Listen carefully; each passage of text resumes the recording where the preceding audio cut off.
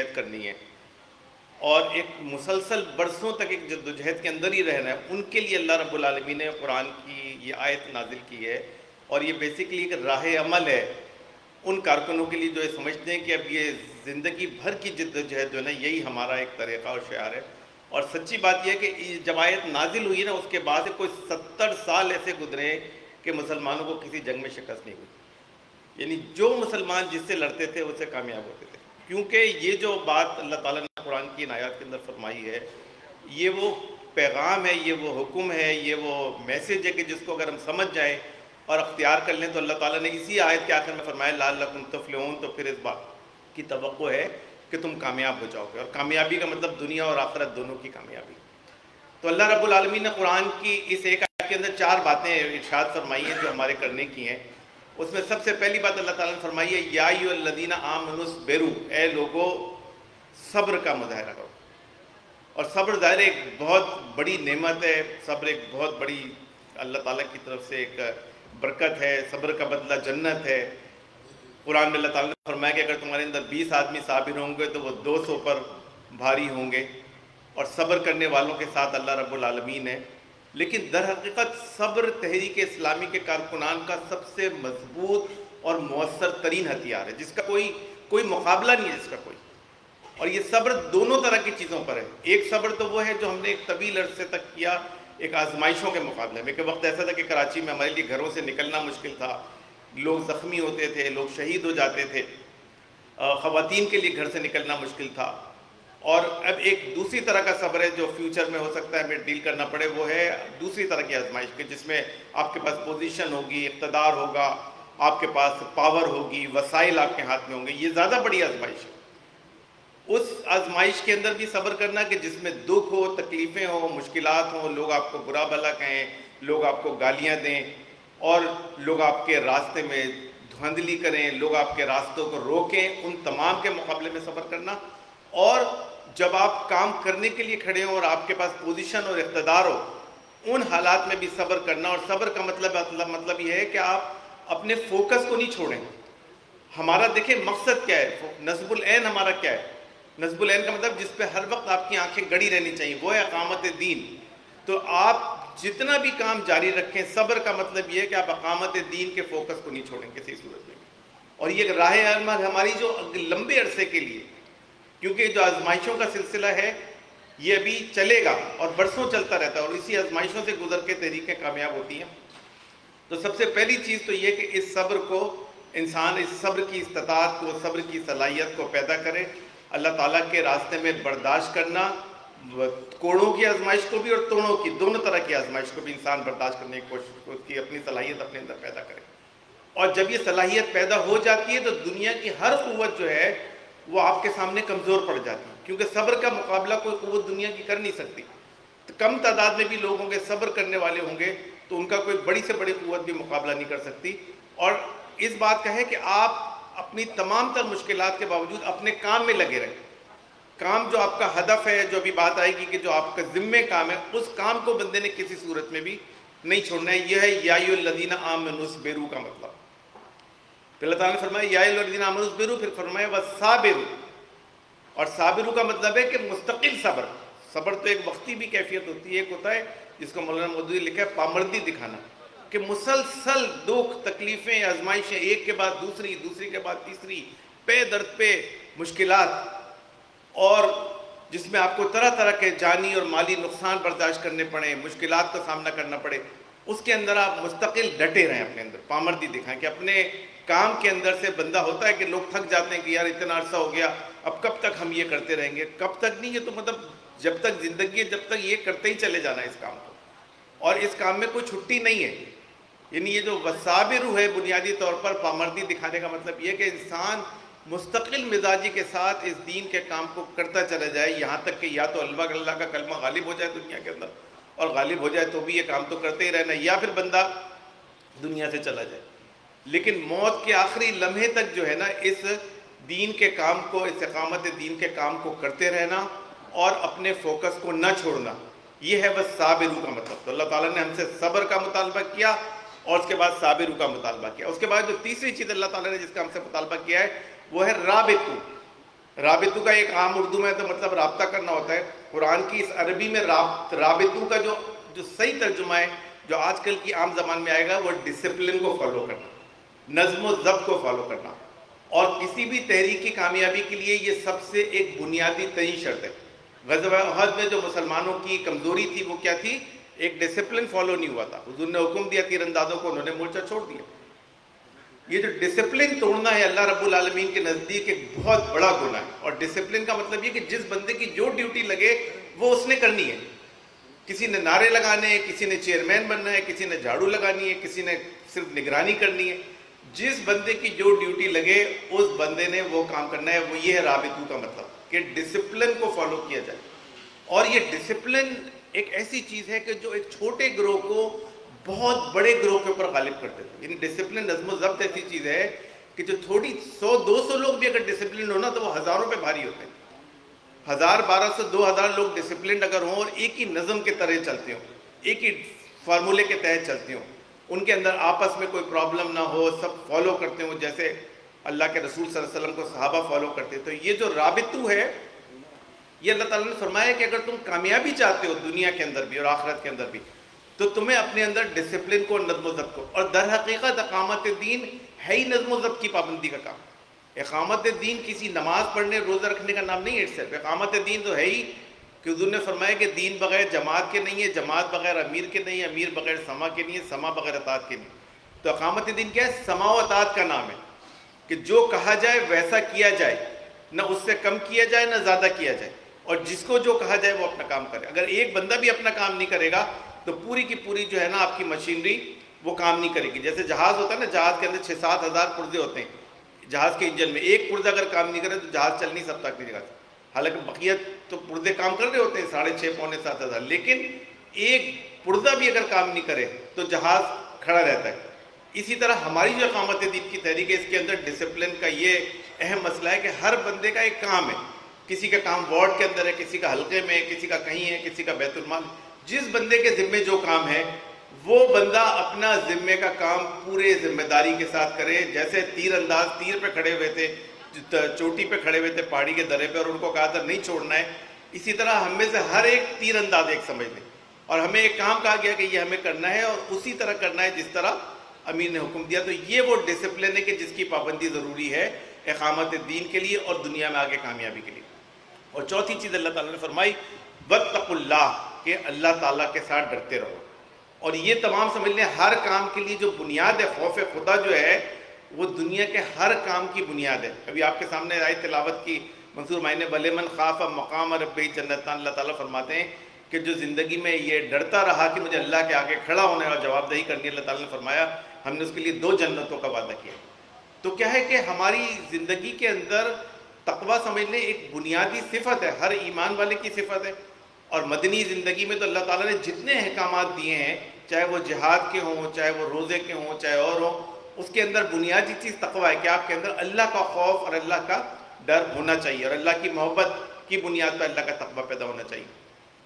تو اگر اللہ کا تقویٰ نہیں ہوگا اور اللہ کا خوف نہیں ہوگا اور اللہ سے تعلق نہیں ہوگا تو کوئی بڑی کامیابی ممکن نہیں. اور اس لیے یہ جو چوتھی چیز ہے اللہ تعالیٰ کے ساتھ اپنے تعلق کو جوڑنا اور اللہ تعالیٰ کے ساتھ اپنے تعلق کو مضبوط کرنا اور اللہ تعالیٰ کا تقویٰ اختیار کرنا کہ انسان اپنے ہر معاملے میں اللہ سے ڈرے. دیکھیں دنیا کے اندر بھی ہماری ایک جواب دہی ہوتی ہے. آپ ایک تنظیم کے اندر ہیں، آپ کوئی کام کریں گے نہیں کریں گے اس کے بعد جواب دہی ہوگی کہ فنڈ کیوں نہیں جمع کیا، آئے کیوں نہیں، سب کو آنا تھا، بیت المال کا کیا ہوا، لوگوں کو نکالا. یہ سب دنیا کی جواب دہی ہے. لیکن اصل جو ہماری جواب دہی ہے وہ اللہ تعالیٰ کے ہیں. دنیا کے اندر جتنے کام ہمارے ذمے کیے جائیں گے اور ہمارے ذمے ہوں گے اس کے اوپر دنیا میں تو جواب دہی ہو نہیں ہو، لیکن اللہ تعالیٰ کے ہمیں اس کی جواب دہی کرنی پڑے گی. یہ اللہ تعالیٰ کا ڈسپلن، اللہ تعالیٰ کا سسٹم ہے کہ ہر چیز کی تو ہماری جو اصل فکر ہونی چاہیے وہ اللہ تعالیٰ کے آگے جواب دہی کی ہونی چاہیے کہ ہم تو اس کام کے ساتھ وابستہ ہیں جس کے لیے اللہ تعالیٰ نے انبیاء کو بھیجا تھا دنیا کے اندر. ابھی یہ کام ہمارے ذمے تو کام تو ہمارے پاس انبیاء والا ہے، تو جواب دہی بھی پھر اسی طرح کی ہوگی جس طرح کا اللہ تعالیٰ نے ہمیں مقام و مرتبہ دیا ہے. اور اس کام کے لیے جو ایک بنیادی شرط ہے کہ وہ ہم اپنے اندر تقویٰ کی صفت پیدا کریں. اور تقوی کا مطلب ہے کہ انسان کھلے اور چھپے ہر حال میں اللہ تعالیٰ سے ڈرے. انسان اپنی تنہائی میں بھی، جب انسان موبائل ہاتھ میں لے کے بیٹھا ہو، جب انسان واٹس ایپ یوز کر رہا ہو، جب انسان کوئی گفتگو کر رہا ہو، ہر چیز کے اندر اللہ کا تقویٰ ہے. زبان کے اندر بھی اللہ کا تقویٰ ہے، سننے کے اندر بھی ہے. اعمال اور افعال کے اندر بھی ہے، سوشلائزیشن، ہر چیز کے اندر اللہ تعالیٰ کا تقویٰ ہے۔ اس تقوی کو اختیار کیے بغیر دنیا اور آخرت کی کامیابی ممکن نہیں ہے۔ اسی لیے اللہ تعالیٰ نے یہ 4 نکات کی صورت میں ایک ہمیں ہدایت نامہ، ایک راہ عمل دی ہے کہ تم یہ 4 کام کرو تو آگے اللہ تعالیٰ کیا فرماتے ہیں، لعلکم تفلحون، توقع ہے کہ تمہیں اللہ تعالیٰ کامیابی عطا فرمائے گا۔ اور فلاح کا مطلب اللہ تعالیٰ کے نزدیک بڑی تو آخرت کی کامیابی، اصل فلاح تو آخرت کی کامیابی، لیکن اللہ تعالیٰ نے جہاں کہیں بھی فلاح کا لفظ استعمال کیا ہے دنیا اور آخرت دونوں کی کامیابی کے لیے استعمال کیا۔ تو ہم اگر چاہتے ہیں کہ دنیا اور آخرت دونوں میں اللہ کی مہربانی، اللہ کی رحمت، اللہ کی برکت اور اللہ تعالیٰ کی طرف سے مدد ہمیں ملے، تو یہ قرآن کی آیت ہے جو آپ کو کافی لوگوں کو آپ کو یاد بھی ہوگی، لیکن قرآن کے جو 4 احکامات ہیں جس کو اللہ تعالیٰ نے تحریک اسلامی کے کارکنوں کے لیے خاص طور پہ نازل کیا ہے، اگر ہم ان آیات کو پکڑ لیں اور ان آیات کے اوپر عمل کریں اور اپنا اوڑھنا بچھونا قرآن کی ان آیات کو بتائیں تو امید ہے کہ اللہ تعالیٰ ہمیں دنیا اور آخرت دونوں میں کامیابی عطا فرمائے گا۔ وآخر دعوانا الحمدللہ رب العالمین۔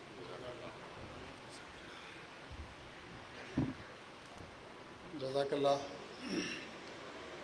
کچھ کرسیوں کا اہتمام کیا گیا ہے، آپ لوگ جو بعد میں لوگ آئے ہیں تشریف رکھیں، آگے گنجائش موجود ہے، میرا خیال ہے نام لینے کی ضرورت شاید نہ پڑے، لوگ یہاں آگے تشریف لے آئیں، اور یقیناً جو لوگ پیچھے کھڑے ہیں تاخیر سے آئے ہوں گے، تو رضوان بھائی آپ کے دائیں بائیں جو لوگ ہیں، فاروق طاہر بھائی، عمران فاروق بھائی، فرحان بھائی، شبان بھائی، آپ لوگ آگے کی طرف تشریف لیں، بہت جگہ موجود ہے ادھر سامنے بھی، انشاءاللہ کرسیوں پہ بھی گنجائش نکلے گی، آپ لوگ آگے بڑھیں گے تو۔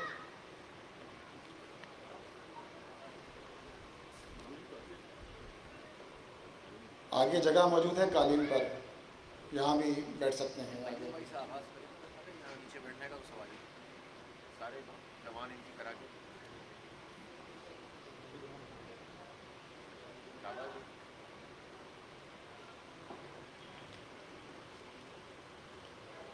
ہمارا آج کا یہ اجتماع ناظمین ڈیجیٹل مردم شماری کے نام پر جو دھاندلی کی جا رہی ہے، اور کراچی کی آبادی کے جس کو پہلے ہی آدھا کر دیا گیا ہے، اب موجودہ ہونے والی مردم شماری کے اندر ایک مرتبہ پھر کراچی کے ساتھ جو ہے وہ یہ کھیل کھیلا جا رہا ہے کہ ڈیجیٹل مردم شماری کے نام پر ایک مرتبہ پھر فراڈ کیا جا رہا ہے۔ جماعت اسلامی نے الحمدللہ پچھلے 6-7 سال سے شہر کے اندر جو مختلف النوع مسائل ہیں ان کو اجاگر کیا ہے، ایک تحریک کی شکل دی ہے، اور یہ پرزور آواز الحمدللہ جماعت اسلامی اور صرف جماعت اسلامی کی ہے کہ مختلف ایشوز پر ہم نے بات بھی کی ہے، اور نہ صرف بات کی ہے، ان کے مسائل کا حل بھی ہم نے رکھا ہے کہ کس طرح یہ مسائل حل ہو سکتے ہیں۔ لیکن آج کا ہمارا یہ اجتماع بالخصوص مردم شماری اور 7 مئی کو 11 نشستوں پر ہونے والے بلدیاتی انتخابات کے حوالے سے ہے۔ میں ابتدائی طور پر مردم شماری کے حوالے سے گفتگو کے لیے جناب نائب امیر جماعت اسلامی کراچی جناب راجہ عارف سلطان صاحب کو دعوت دوں گا کہ وہ آئیں اور مردم شماری کے حوالے سے یہاں موجود ذمہ داران جماعت کو ہدایات دیں۔ محترم راجہ عارف سلطان صاحب۔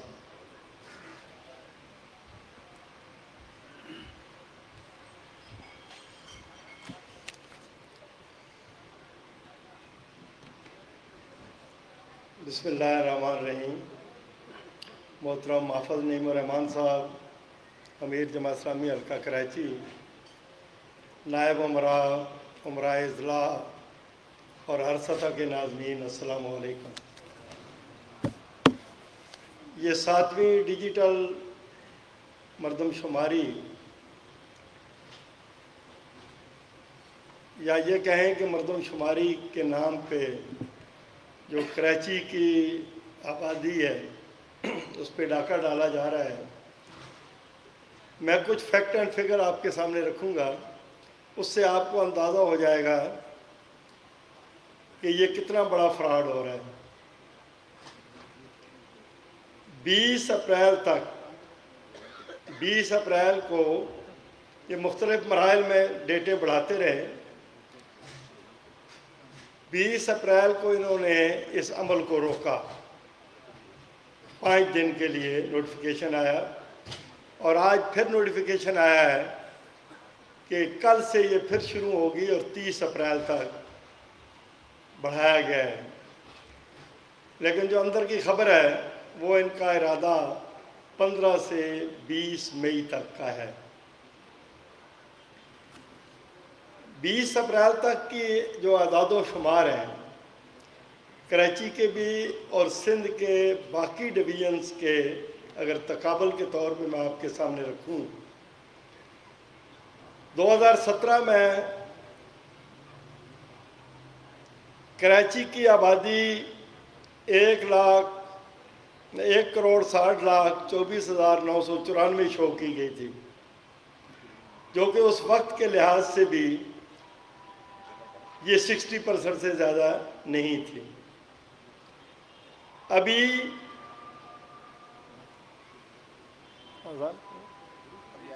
अच्छा, अभी 1,64,36,417 यानी टोटल 4,11,000 के करीब आबादी बढ़ी है, जिसकी शरह इजाफा फ़ीसद के एतबार से 2.56 बनती है, यानी 2.5।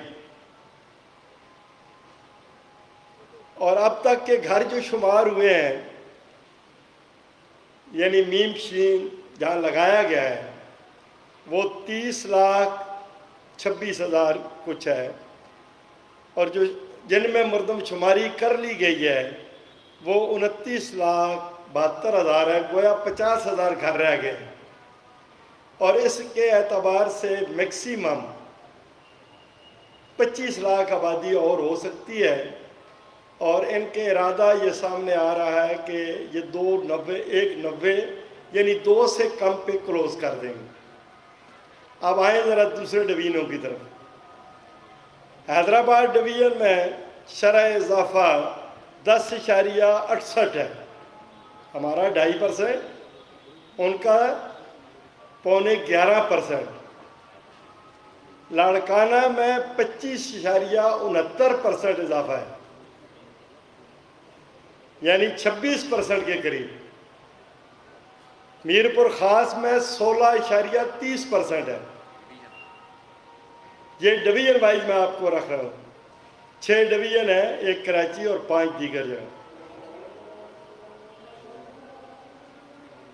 ये हमारी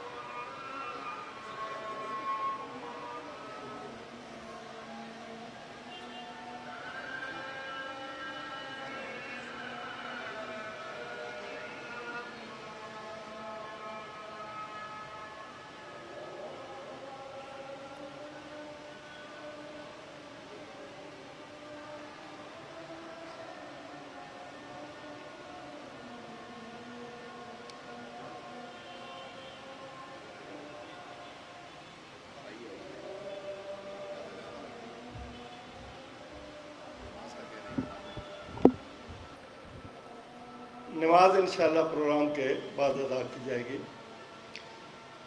تو میں کچھ ڈویژنز کا تقابلی جائزہ کراچی کے ساتھ رکھ رہا تھا۔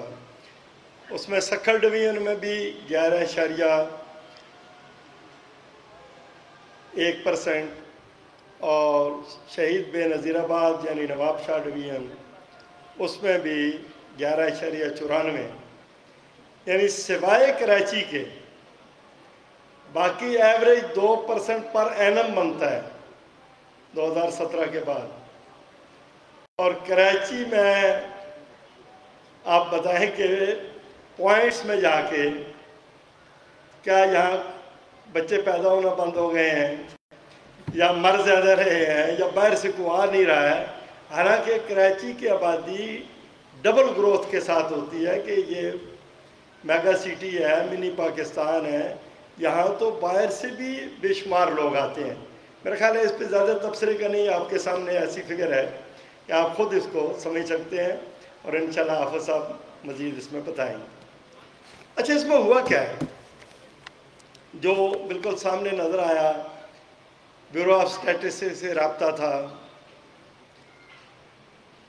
سینکڑوں بلڈنگ یا علاقے ایسے ہیں جن میں ہزاروں بلڈنگز پہ یا تو وہ گئے نہیں، پوری بستی میں پورے محلے خالی ہیں، وہاں خانہ شماری نہیں ہوئی، یعنی وہ جو میم شین نمبر ڈالتے ہیں وہی نہیں ڈالا، اور آج تک نہیں ڈالا۔ اور اگر کہیں وہاں گئے ہیں تو ادھورا کام کیا ہے، ہائی رائز بلڈنگز ہیں، 6 منزلہ 8 منزلہ 10 منزلہ 20 منزلہ، 2-3 منزلوں تک گئے، اس کے اوپر کوئی خانہ شماری نہیں ہوئی ہے، مردم شماری تو بعد کا عمل ہے نا۔ تو جب لوگوں نے لوکیٹ کیا، ہم نے بھی ان کو آئیڈینٹیفائی کیا، تو انہوں نے ایک 30 رکنی کمیٹی یہاں پہ بھیجی مرکز سے، جو 17 18 19 گریڈ کے لوگ تھے، انہوں نے خود آ کے اس کی تصدیق کی، اور وہ عمل ابھی جاری ہے۔ اب ہمارے کرنے کا کیا کام ہے؟ ظاہر ہے 34 ارب روپیہ لگا ہے، یہ انہی کے کرنے کا کام ہے، لیکن اگر وہ نہ کر رہے ہوں، مثلا الیکشن کرانا الیکشن کمیشن کا کام ہے، صاف شفاف آئینی ذمہ داری ہے ان کی، غیر جانبدارانہ، لیکن اگر وہ نہیں کراتا تو ہم اپنے مضبوط پولنگ ایجنٹ بٹھاتے ہیں جو مانیٹر کرتے ہیں اور اپنے مینڈیٹ کا تحفظ کرتے ہیں۔ اسی طرح آپ یہ کہیں گے کہ یہ ان کا کام ہے، ان کا کام ہے، لیکن ہماری ضرورت بھی ہے، اور جو ہم حق دو کراچی کی پوری مہم چلا رہے ہیں، اس تناظر میں بھی ہم آگے بڑھ نہیں سکتے کہ اس مردم شماری کو ہم ٹھیک نہ کرا سکیں۔ دیکھیں 3-4 موٹی چیزیں، وسائل کی تقسیم آبادی پہ ہوتی ہے، قومی صوبائی اسمبلی کی سیٹوں کی تعداد کا تعین آبادی پہ ہوتا ہے، یہ آپ کے بلدیاتی الیکشن ہے، اس میں بھی یوسیوں کا، ٹاؤنز کا، ان سب کا آبادی پہ ہوتا ہے۔ جب آپ کی آبادی آدھی گنی جائے گی، آپ کی قومی اور صوبائی اسمبلی کی سیٹیں آدھی رہ جائیں گی، اس تناسب سے جو ابھی ہے آپ کی 3 سے 4 قومی اسمبلی کی سیٹیں جا سکتی ہیں، اگر اس کو آپ نے پہرا نہ دیا، مانیٹر نہیں کیا، آئیڈینٹیفائی نہیں کیا اور کوشش نہیں کی۔ اور صوبائی اسمبلی کی تو 7-8 سیٹیں جا سکتی ہیں، میں اس کا ایک جائزہ لے رہا تھا۔ اس لیے جماعت اسلامی تو ہر وہ معاملہ جو کراچی کے حقوق پہ ڈاکہ ہے اس کے لیے آواز اٹھا رہی ہے، اور یہ مین اور میجر ہر لحاظ سے ڈاکہ ہے۔ اس کے لیے کراچی جماعت نے، حافظ صاحب نے جو ایک کرش پروگرام کے طور پہ، اور پھر ایک بڑا پروگرام 30 اپریل کو رکھا ہے شرح فیصل پہ، اس کے لیے آپ کی توجہ درکار ہے۔ گھر گھر جانا ہے، یعنی جو کوئی کام ہمارا نہیں ہے لیکن اس ضرورت کے تحت ہمارا ہے، تو ہم اس میں ایک گائیڈ لائن بھی دیتے ہیں اپنے نظم کے جتنے لوگ ہیں۔ ہمارے 600 حلقے ہیں، 100 سے زائد علاقے ہیں، 11 ضلع ہیں، لیکن اگر آپ ان امیدواران کو وہ کامیاب ہوئے یا ناکام رہے ہیں۔ وہ تقریباً 1500 کے قریب افراد ہیں، کچھ جگہ ہماری خالی تھی، 1300 کو 11-12 کے قریب ہم نے اپنے امیدوار میدان میں اتارے تھے۔ یہ تنظیم پلس یہ جو آپ کے امیدوار تھے اور کارکنان اگر اپنے وارڈ وائز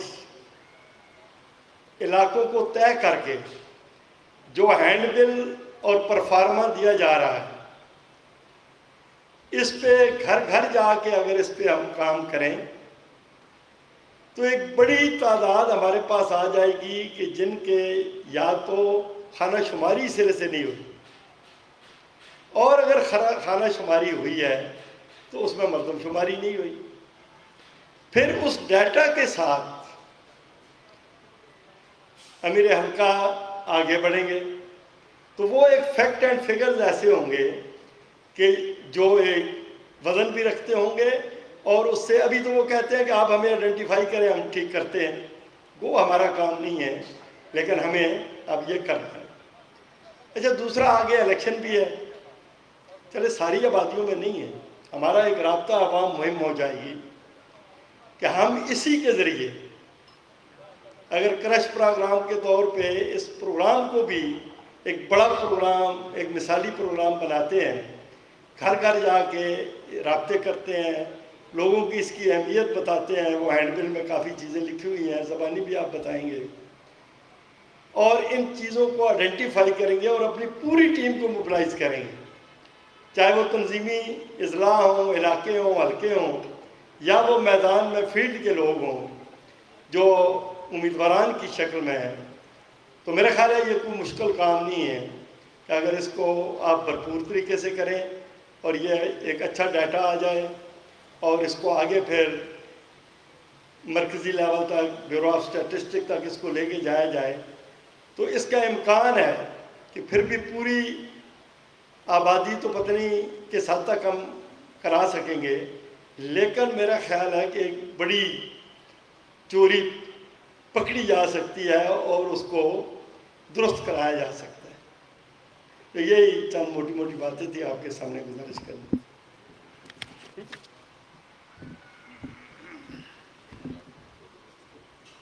محترم راجہ عارف سلطان صاحب آپ کے سامنے مردم شماری کے حوالے سے ابھی تک کے اعداد و شمار پیش کر رہے تھے اور جو ٹیکنیکل معاملات ہیں وہ آپ کے سامنے رکھ رہے تھے، اور ہمیں کیا کرنا ہے اس حوالے سے بھی آپ کو ہدایت دے رہے تھے۔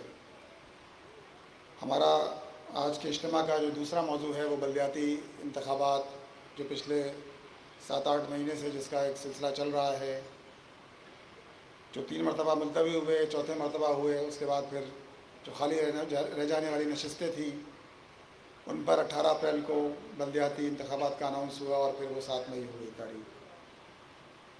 تو جو قانونی معاملات ہیں، ہمارے کراچی میں پبلک ایڈ کمیٹی کے صدر جناب سیف الدین ایڈوکیٹ صاحب سارے قانونی معاملات دیکھ رہے ہیں، میں ان سے گزارش کروں گا کہ وہ یہاں آئیں اور ان سارے معاملات سے یہاں ذمہ داران کو آگاہ فرمائیں۔ جناب سیف الدین ایڈوکیٹ صاحب۔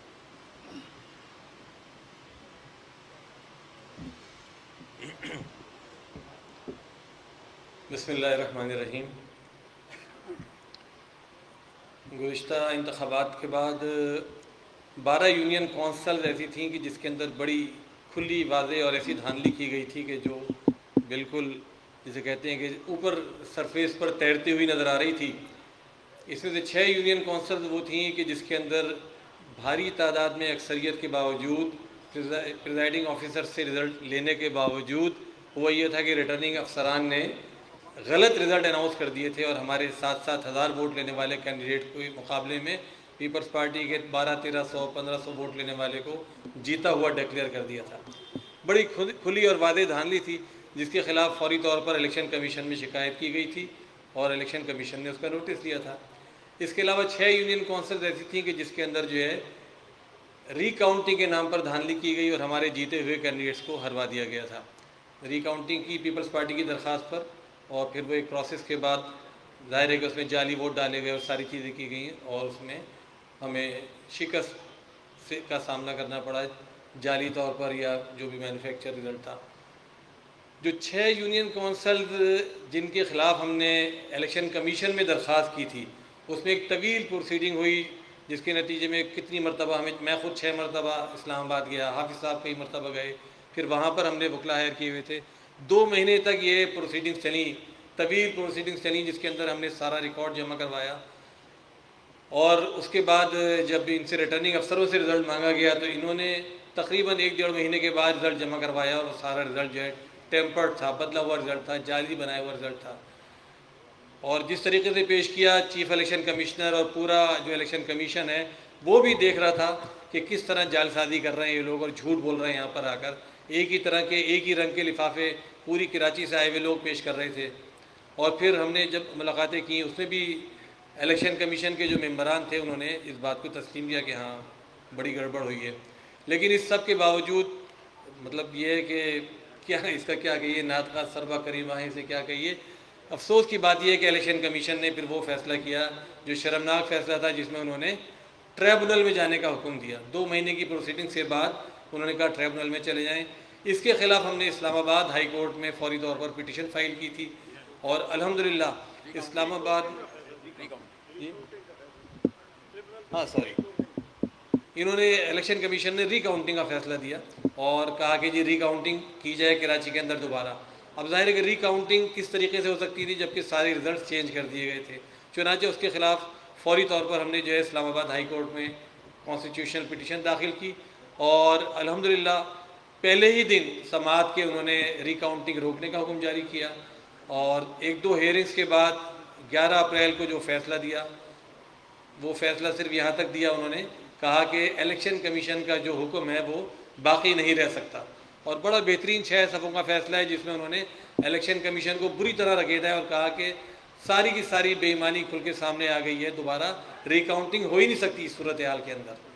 उसके बाद फिर 19 तारीख को उन्होंने सारे लोगों को बुलाने के बाद फिर फ़ैसला सुनाया जिसने इलेक्शन कमीशन के फ़ैसले को ख़त्म कर दिया, लेकिन डिटेल्ड जजमेंट अभी बाकी है जिसमें यह तय होना है कि अब फर्दर क्या होना है। अब उन्होंने इलेक्शन कमीशन को क्या हुक्म जारी करना है, खुदा न ख्वास्ता ट्रिब्यूनल में दोबारा जाने का कहते हैं, रिकाउंटिंग तो उन्होंने ख़त्म कर दी, या रीपोलिंग।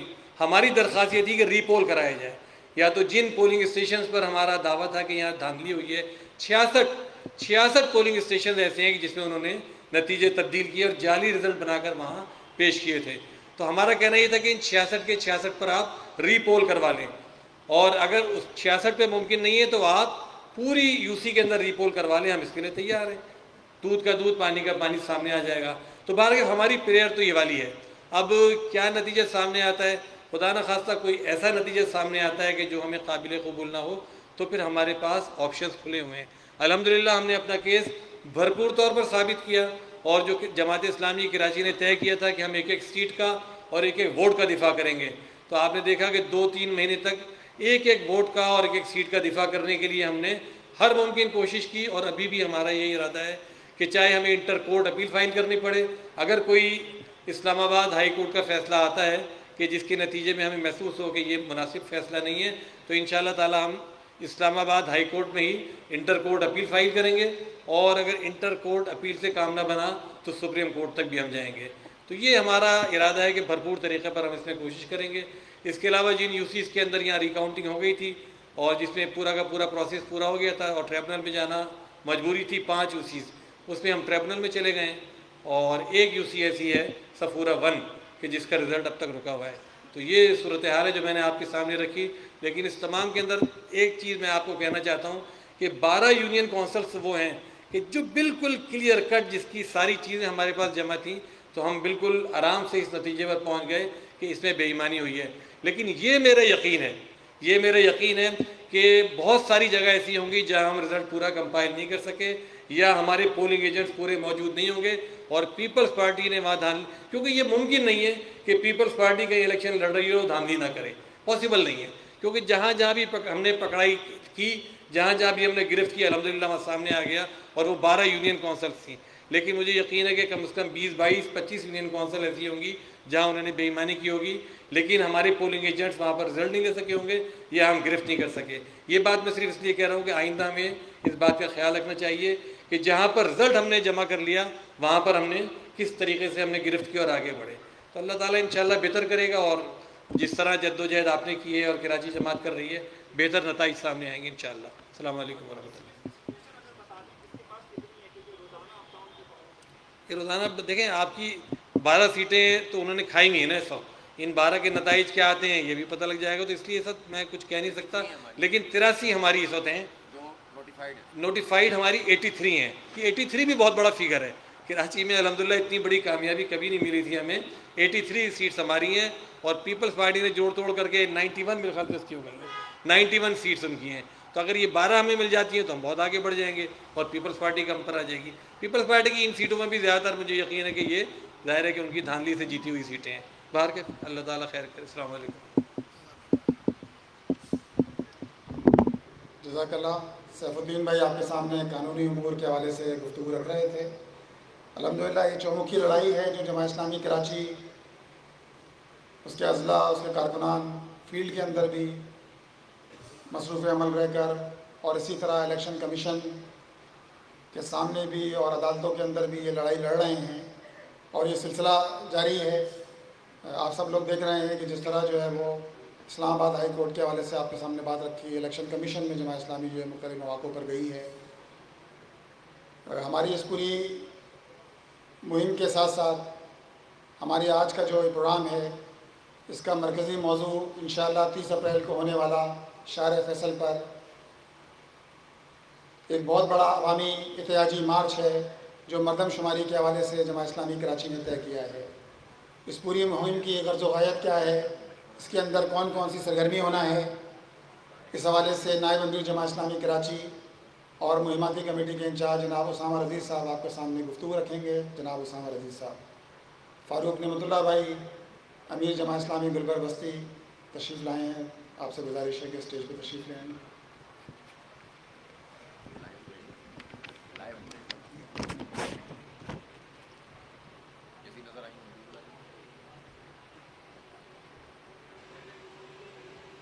الحمدللہ رب العالمین والصلاة والسلام علی رسولہ الکریم وعلی آلہ وصحبہ اجمعین. اما بعد فاعوذ باللہ من الشیطان الرجیم. بسم اللہ الرحمن الرحیم. محترم امیر حلقہ جناب حافظ نعیم الرحمن صاحب، دیگر ذمہ داران حلقہ و اضلاع و کراچی شہر کے ناظمین، بزرگوں، دوستوں اور بھائیوں، آپ کے علم میں یہ بات آ چکی ہے، راجہ صاحب نے اس کی تفصیل بھی آپ کے سامنے بیان کی ہے کہ شہر کراچی کو اس وقت جس بڑے سنگین بحران کا سامنا ہے، اور جو بحرانوں کی ماں بھی ہے، وہ ہماری مردم شماری ہے. ہمارا حکمراں طبقہ ملک کے 22 کروڑ عوام کو غلام رکھنے کے لیے جن بڑے ہتھیاروں کو استعمال کرتا ہے، اس میں ایک بہت بڑا ہتھیار یہ مردم شماری ہے. اور اس مردم شماری میں جو جاگیردار طبقہ ہے یا اس کا جونیئر پارٹنر ہے، چنانچہ ان کو سیاسی کارکنان پر بالادست کرنے کے لیے، ان کے اوپر فوقیت دلانے کے لیے ان کا تناسب بڑھایا جا رہا ہے، اور جو سیاسی کارکن ہیں اور عوام ہیں ان کا تناسب کم سے کم کیا جا رہا ہے. کراچی جماعت کو اللہ تعالیٰ نے یہ مقام عطا کیا ہے اس وقت، اور یہ ہمارا فرض منصبی ہے، ہماری ذمہ داری ہے کہ شہر کراچی کے جو بنیادی ایشوز ہیں جماعت اسلامی ان کے اوپر اپنی گرفت کو مضبوط رکھے. اگر یہ گرفت ہمارے ہاتھوں کمزور ہوگی تو پھر کوئی اور اس کو ریپلیس کرے گا، خلا نہیں رہے گا. اور ان ایشوز پر گرفت کو مضبوط رکھنے کے لیے ہماری مہمات ہیں، اور مہمات کا مطلب صرف یہ نہیں ہوتا کہ شہری سطح کے اوپر شور شرابہ ہو، بلکہ جماعت اسلامی کا امتیاز یہ ہے کہ ہم بالکل گراس روٹ لیول کے اوپر جا کر رابطہ عوام کی ایک مہم چلاتے ہیں، اور اس کے ذریعے ہم عوام کے ساتھ براہ راست رابطے میں آ جاتے ہیں، اور ہماری تنظیمی طاقت اور عوام سے یہ رابطہ، یہ دونوں مل کر ہمیں دیگر تمام جماعتوں کے اوپر ہمیں فوقیت دلا دیتے ہیں. چنانچہ پھر وہی ایک مہم درپیش ہے، اور اب پے در پہ مہم، یعنی مہم در مہم کے نتیجے میں الحمدللہ اب ہمارے ذمہ داران اور کارکنان خود اتنا زیادہ ٹیون ہو گئے ہیں، اتنے زیادہ اس سے یعنی واقف بھی ہو گئے ہیں اور پریکٹس میں آ گئے ہیں، تجربہ کار ہو گئے ہیں کہ بہت ساری تفصیلات بتانے کی ضرورت نہیں پڑتی اور اشاروں میں ہی یا نکات آپ کو کمیونیکیٹ کی جاتے ہیں اور آپ انہیں سمجھ جاتے ہیں۔ یہ جو مہم ہے یہ بھی اسی طرح سے حسب سابق ہے۔ 30 تاریخ کو انشاءاللہ ہمارا مارچ ہوگا جو عوامی مرکز سے آگے کی طرف ہم جائیں گے۔ اس سے پہلے جو 2 دن ہیں جمعہ اور ہفتہ، اس میں ہم کیمپ لگائیں گے انشاءاللہ تعالی۔ کیمپ کے اوپر ہینڈ بل ہوگا، ایک فارم ہوگا اور ان دونوں چیزوں کے ذریعے ہم رابطہ عوام کریں گے۔ لیکن جو ہمارا ہینڈ بل ہوگا، جمعے کی نماز میں یہ ہینڈ بل بھی تقسیم کیا جائے گا اور فارم کے ذریعے ہم نہ صرف یہ کہ کیمپوں کے اوپر وہ فارم بھروائیں گے بلکہ مساجد کے باہر، آبادیوں کے اندر، گلیوں میں رابطہ عوام کر کے بھی ہم ان فارمز کو بھروائیں گے تاکہ اس کے ذریعے ہمارے ہاتھ میں وہ ڈیٹا آ جائے، وہ بنیادی معلومات آ جائیں جو اس وقت نہ کسی اور پارٹی کے پاس ہوں نہ حکومت کے پاس ہوں، اور اس کے ذریعے ہمیں ایک فوقیت حاصل ہوگی انشاءاللہ تعالی، اور اس کے ذریعے نچلی سطح کے اوپر عوام بھی ہمیں ہی اس مسئلے کا کسٹوڈین سمجھیں گے، اس مسئلے کا ذمہ دار سمجھیں گے اور اس حوالے سے ہماری طرف رجوع کریں گے۔ اور چونکہ ہمارے پاس نچلی سطح کے اوپر عوام کی منتخب نمائندگی کا بھی ایک بڑا نیٹ ورک، سب سے بڑا نیٹ ورک الحمدللہ اس وقت ہمارے پاس ہے، تو خاص طور پہ جو ہمارے یو سی ناظمین ہیں، کونسلرز ہیں، جو ہمارے تنظیمی ناظمین ہیں، ذمہ داران ہیں، تمام کارکنان ہیں، ان سب کو بحیثیت مجموعی اس طرح سے نچلی سطح کے اوپر ان 2-3 دنوں کے اندر رابطہ عوام کرنا ہے کہ اس کے نتیجے میں ہم اس شہر میں اس ایشو کے اوپر اپنی گرفت کو بہت زیادہ مضبوط کر لیں۔ کیمپ کے ساتھ ساتھ جو ایک اہم چیز ہے فضا بنانے کے لیے، وہ فلوٹ کے ذریعے پبلسٹی ہے، اناؤنسمنٹس ہے، تو آپ فلوٹ کے ذریعے اعلانات کریں گے اور اسی طرح سے جب آپ فلوٹ لے کر نکلیں گے تو ہوٹلوں پہ، چوک پہ، چوراہے پہ، جہاں پہ بھی آپ کو لوگ ملیں گے وہاں پہ یہ فارم بھی بھروانا ہے، ہینڈ بل بھی دینا ہے، اور 2 دن کیمپ لگا کے بھی شہر کے اندر ہمیں ایک فضا بنانی ہے اور ہر ضلع اس حوالے سے کوشش کرے گا۔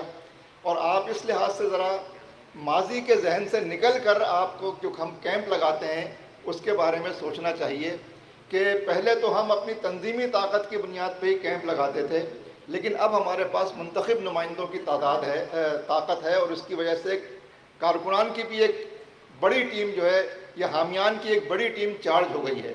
تو ان کیمپوں کی تعداد کو آپ کتنا بڑھا سکتے ہیں، فلوٹس کی تعداد کو آپ کتنا بڑھا سکتے ہیں، اس کو ہائر سائٹ کے اوپر لے جا کے آپ طے کریں اور میکسیمم جو ہے اس کے اوپر جتنی بات پبلک میں ہو سکتی ہے وہ ہمیں کرنی ہے۔ یہ جو فارم آپ کو دیا جائے گا اس کے ساتھ ساتھ ہر علاقے کو، اور اگر علاقہ چاہے تو حلقے کو، اس کو جماعت اسلامی کا جو پورٹل ہے اس پورٹل کے اوپر بھی اس معلومات کو ڈالنے کے لیے جو ہے ذمہ داری آپ کو لگانی ہوگی اور وہ اس ضلع اور علاقے کی مشاورت سے آپ اس کو طے کر لیں گے۔ یہ جو خواتین کے حوالے سے بات ہوئی ہے نظم خواتین سے، اور وہ انہوں نے ابھی مشورہ کر کے بتایا نہیں ہے، امید یہی ہے کہ وہ انشاءاللہ مثبت جواب ان کی طرف سے آئے گا، تو اس مارچ میں پھر انشاءاللہ خواتین کا نظم بھی شریک ہوگا، وہ کارکنان بھی شریک ہوں گے، فیملیز شریک ہوں گی ہماری، تو اس کا بھی آپ حضرات کو نچلی سطح پہ ان کی آمد و رفت کا جو ہمارا روایتی انتظام ہوتا ہے وہ بھی انشاءاللہ تعالیٰ آپ کریں گے۔ تو یہ چند نکات تھے۔ اس حوالے سے ایک چیز اور ہے کہ جو بینرز ہوں گے، ایک تو مرکزی سطح پہ کراچی میں ہم بینر لگا دیتے ہیں، اس سے ایک فضا بن جاتی ہے، لیکن جو کیمپ پہ بینر لگیں گے، جو علاقوں میں یا اضلاع اپنی اندرونی آبادیوں میں بینر لگائیں گے، وہ بھی آپ کو لگانے ہیں، تو اس میں جو ڈیزائن ہوگا، جو کلر اسکیم ہوگی، جو ڈیزائن ہوگا، وہ مرکز سے ہی آپ کو آن لائن دے دیا جائے گا آپ کے اضلاع کو، اضلاع علاقہ جات کو، جیسے ہم پہلے کرتے رہے، تو اس میں بھی ایک یکسانیت رہنی چاہیے۔ ہر ضلع اپنا کوئی الگ الگ ڈیزائن نہیں بنائے گا، بلکہ وہ ہم سے ہی جو ہے وہ ڈیزائن حاصل کرے گا، اپنی ضرورت کے لحاظ سے جہاں پہ اس کو بنانا ہو، لگانا ہو، وہ اس کا انتظام کرے گا۔ وآخر دعوانا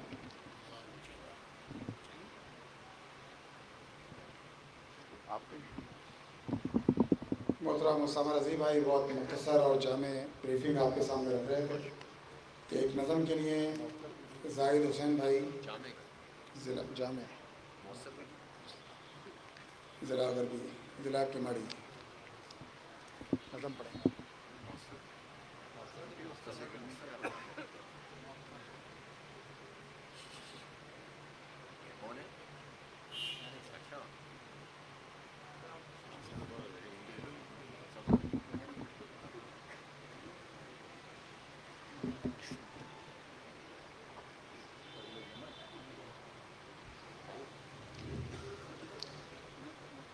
لٹا سکو تم بھی جان تو آؤ کہ ہم سوئے کربلا چلے ہیں.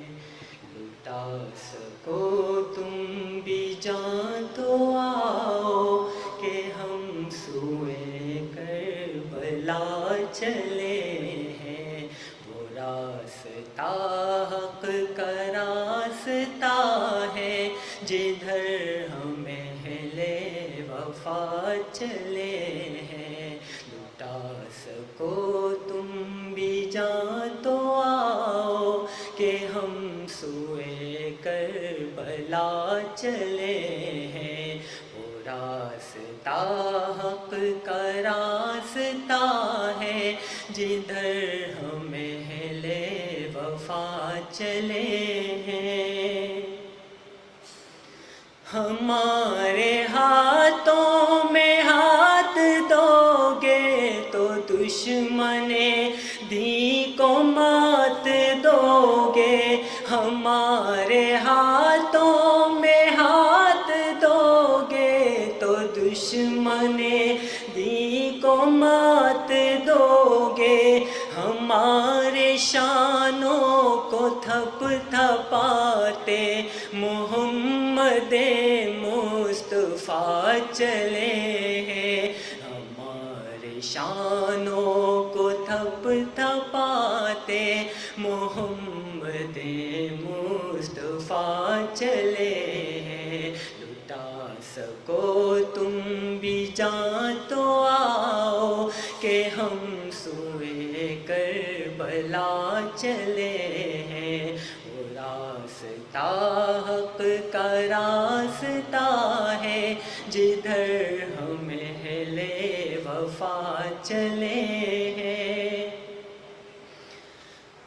ہمارے بعد آنے والے لوگوں جتن نہ کرنے پڑیں گے تم کو.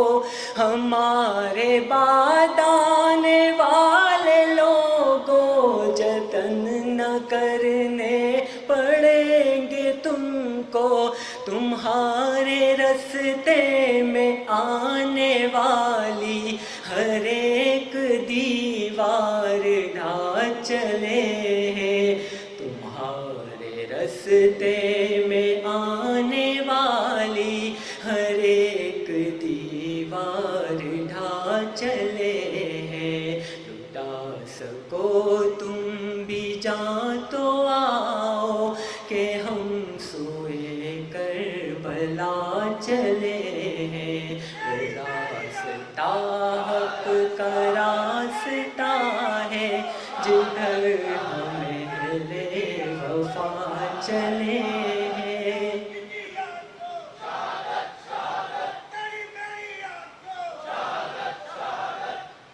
حسین اجالوں کو پال لینا گھروں کو اپنے اجال لینا. حسین اجالوں کو پال لینا گھروں کو اپنے اجال لینا. بجھا سکے گی نہ جن کو آندھی چراغ ایسے جلا چلے ہیں. بجھا سکے گی نہ جن کو آندھی چراغ ایسے جلا چلے ہیں.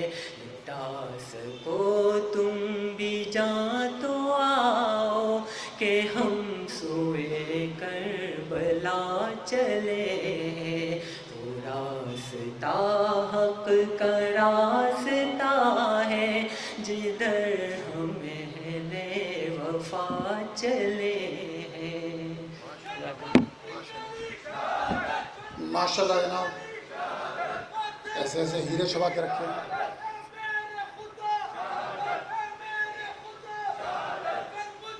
ہمارے آج کے اجتماع ناظرین کا کلیدی خطاب محترم حافظ نعیم الرحمان بھائی کا ہے.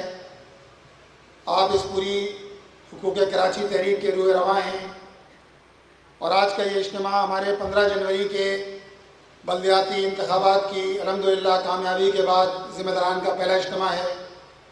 میں حافظ نعیم الرحمان بھائی سے گزارش کروں گا کہ وہ آئیں اور ذمہ داران جماعت سے مخاطب ہوں. جناب حافظ نعیم الرحمان بھائی.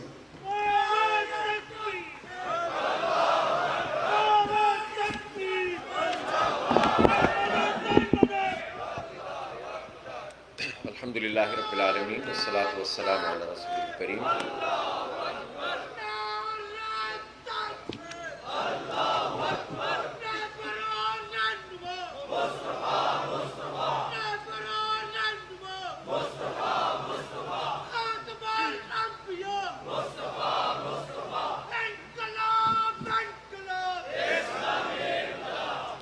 بسم اللہ الرحمن الرحیم.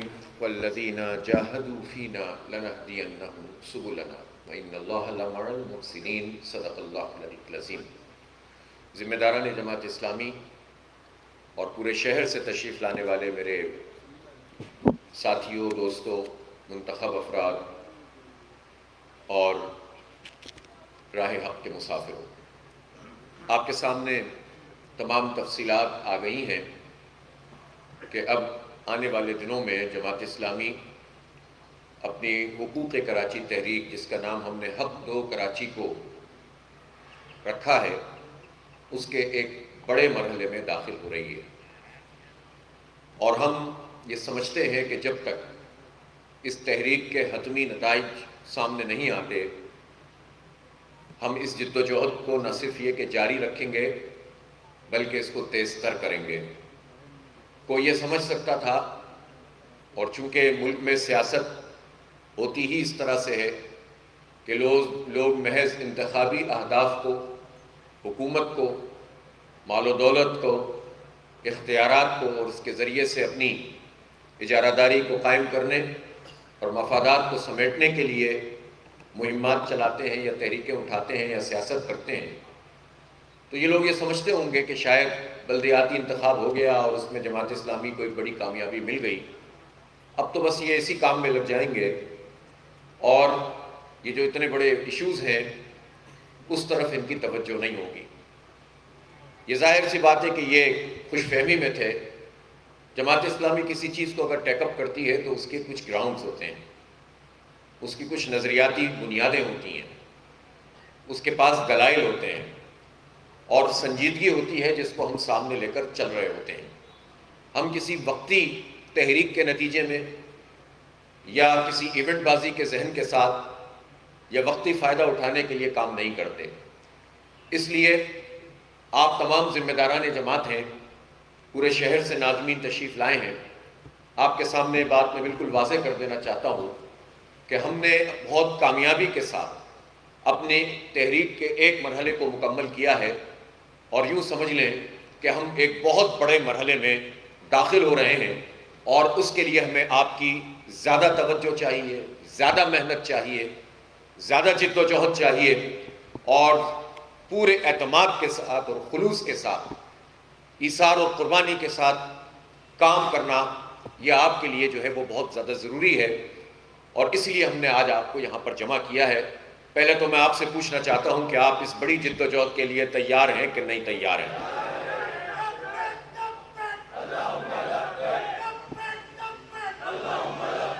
ایک بات اب اچھی طرح سمجھ لیں کہ اللہ تعالیٰ نے جو انسانوں کو تخلیق کیا ہے اور اس تخلیق کے بعد ان لوگوں کو جوڑا ہے، ایک سماج تشکیل پاتا ہے، معاشرے آگے بڑھتے ہیں، لوگ اپنے طور پر نظام چلاتے ہیں، اور اس کے نتیجے میں ریاستیں بھی بنتی ہیں، حکومتیں بھی بنتی ہیں، سلطنتیں بھی بنتی ہیں.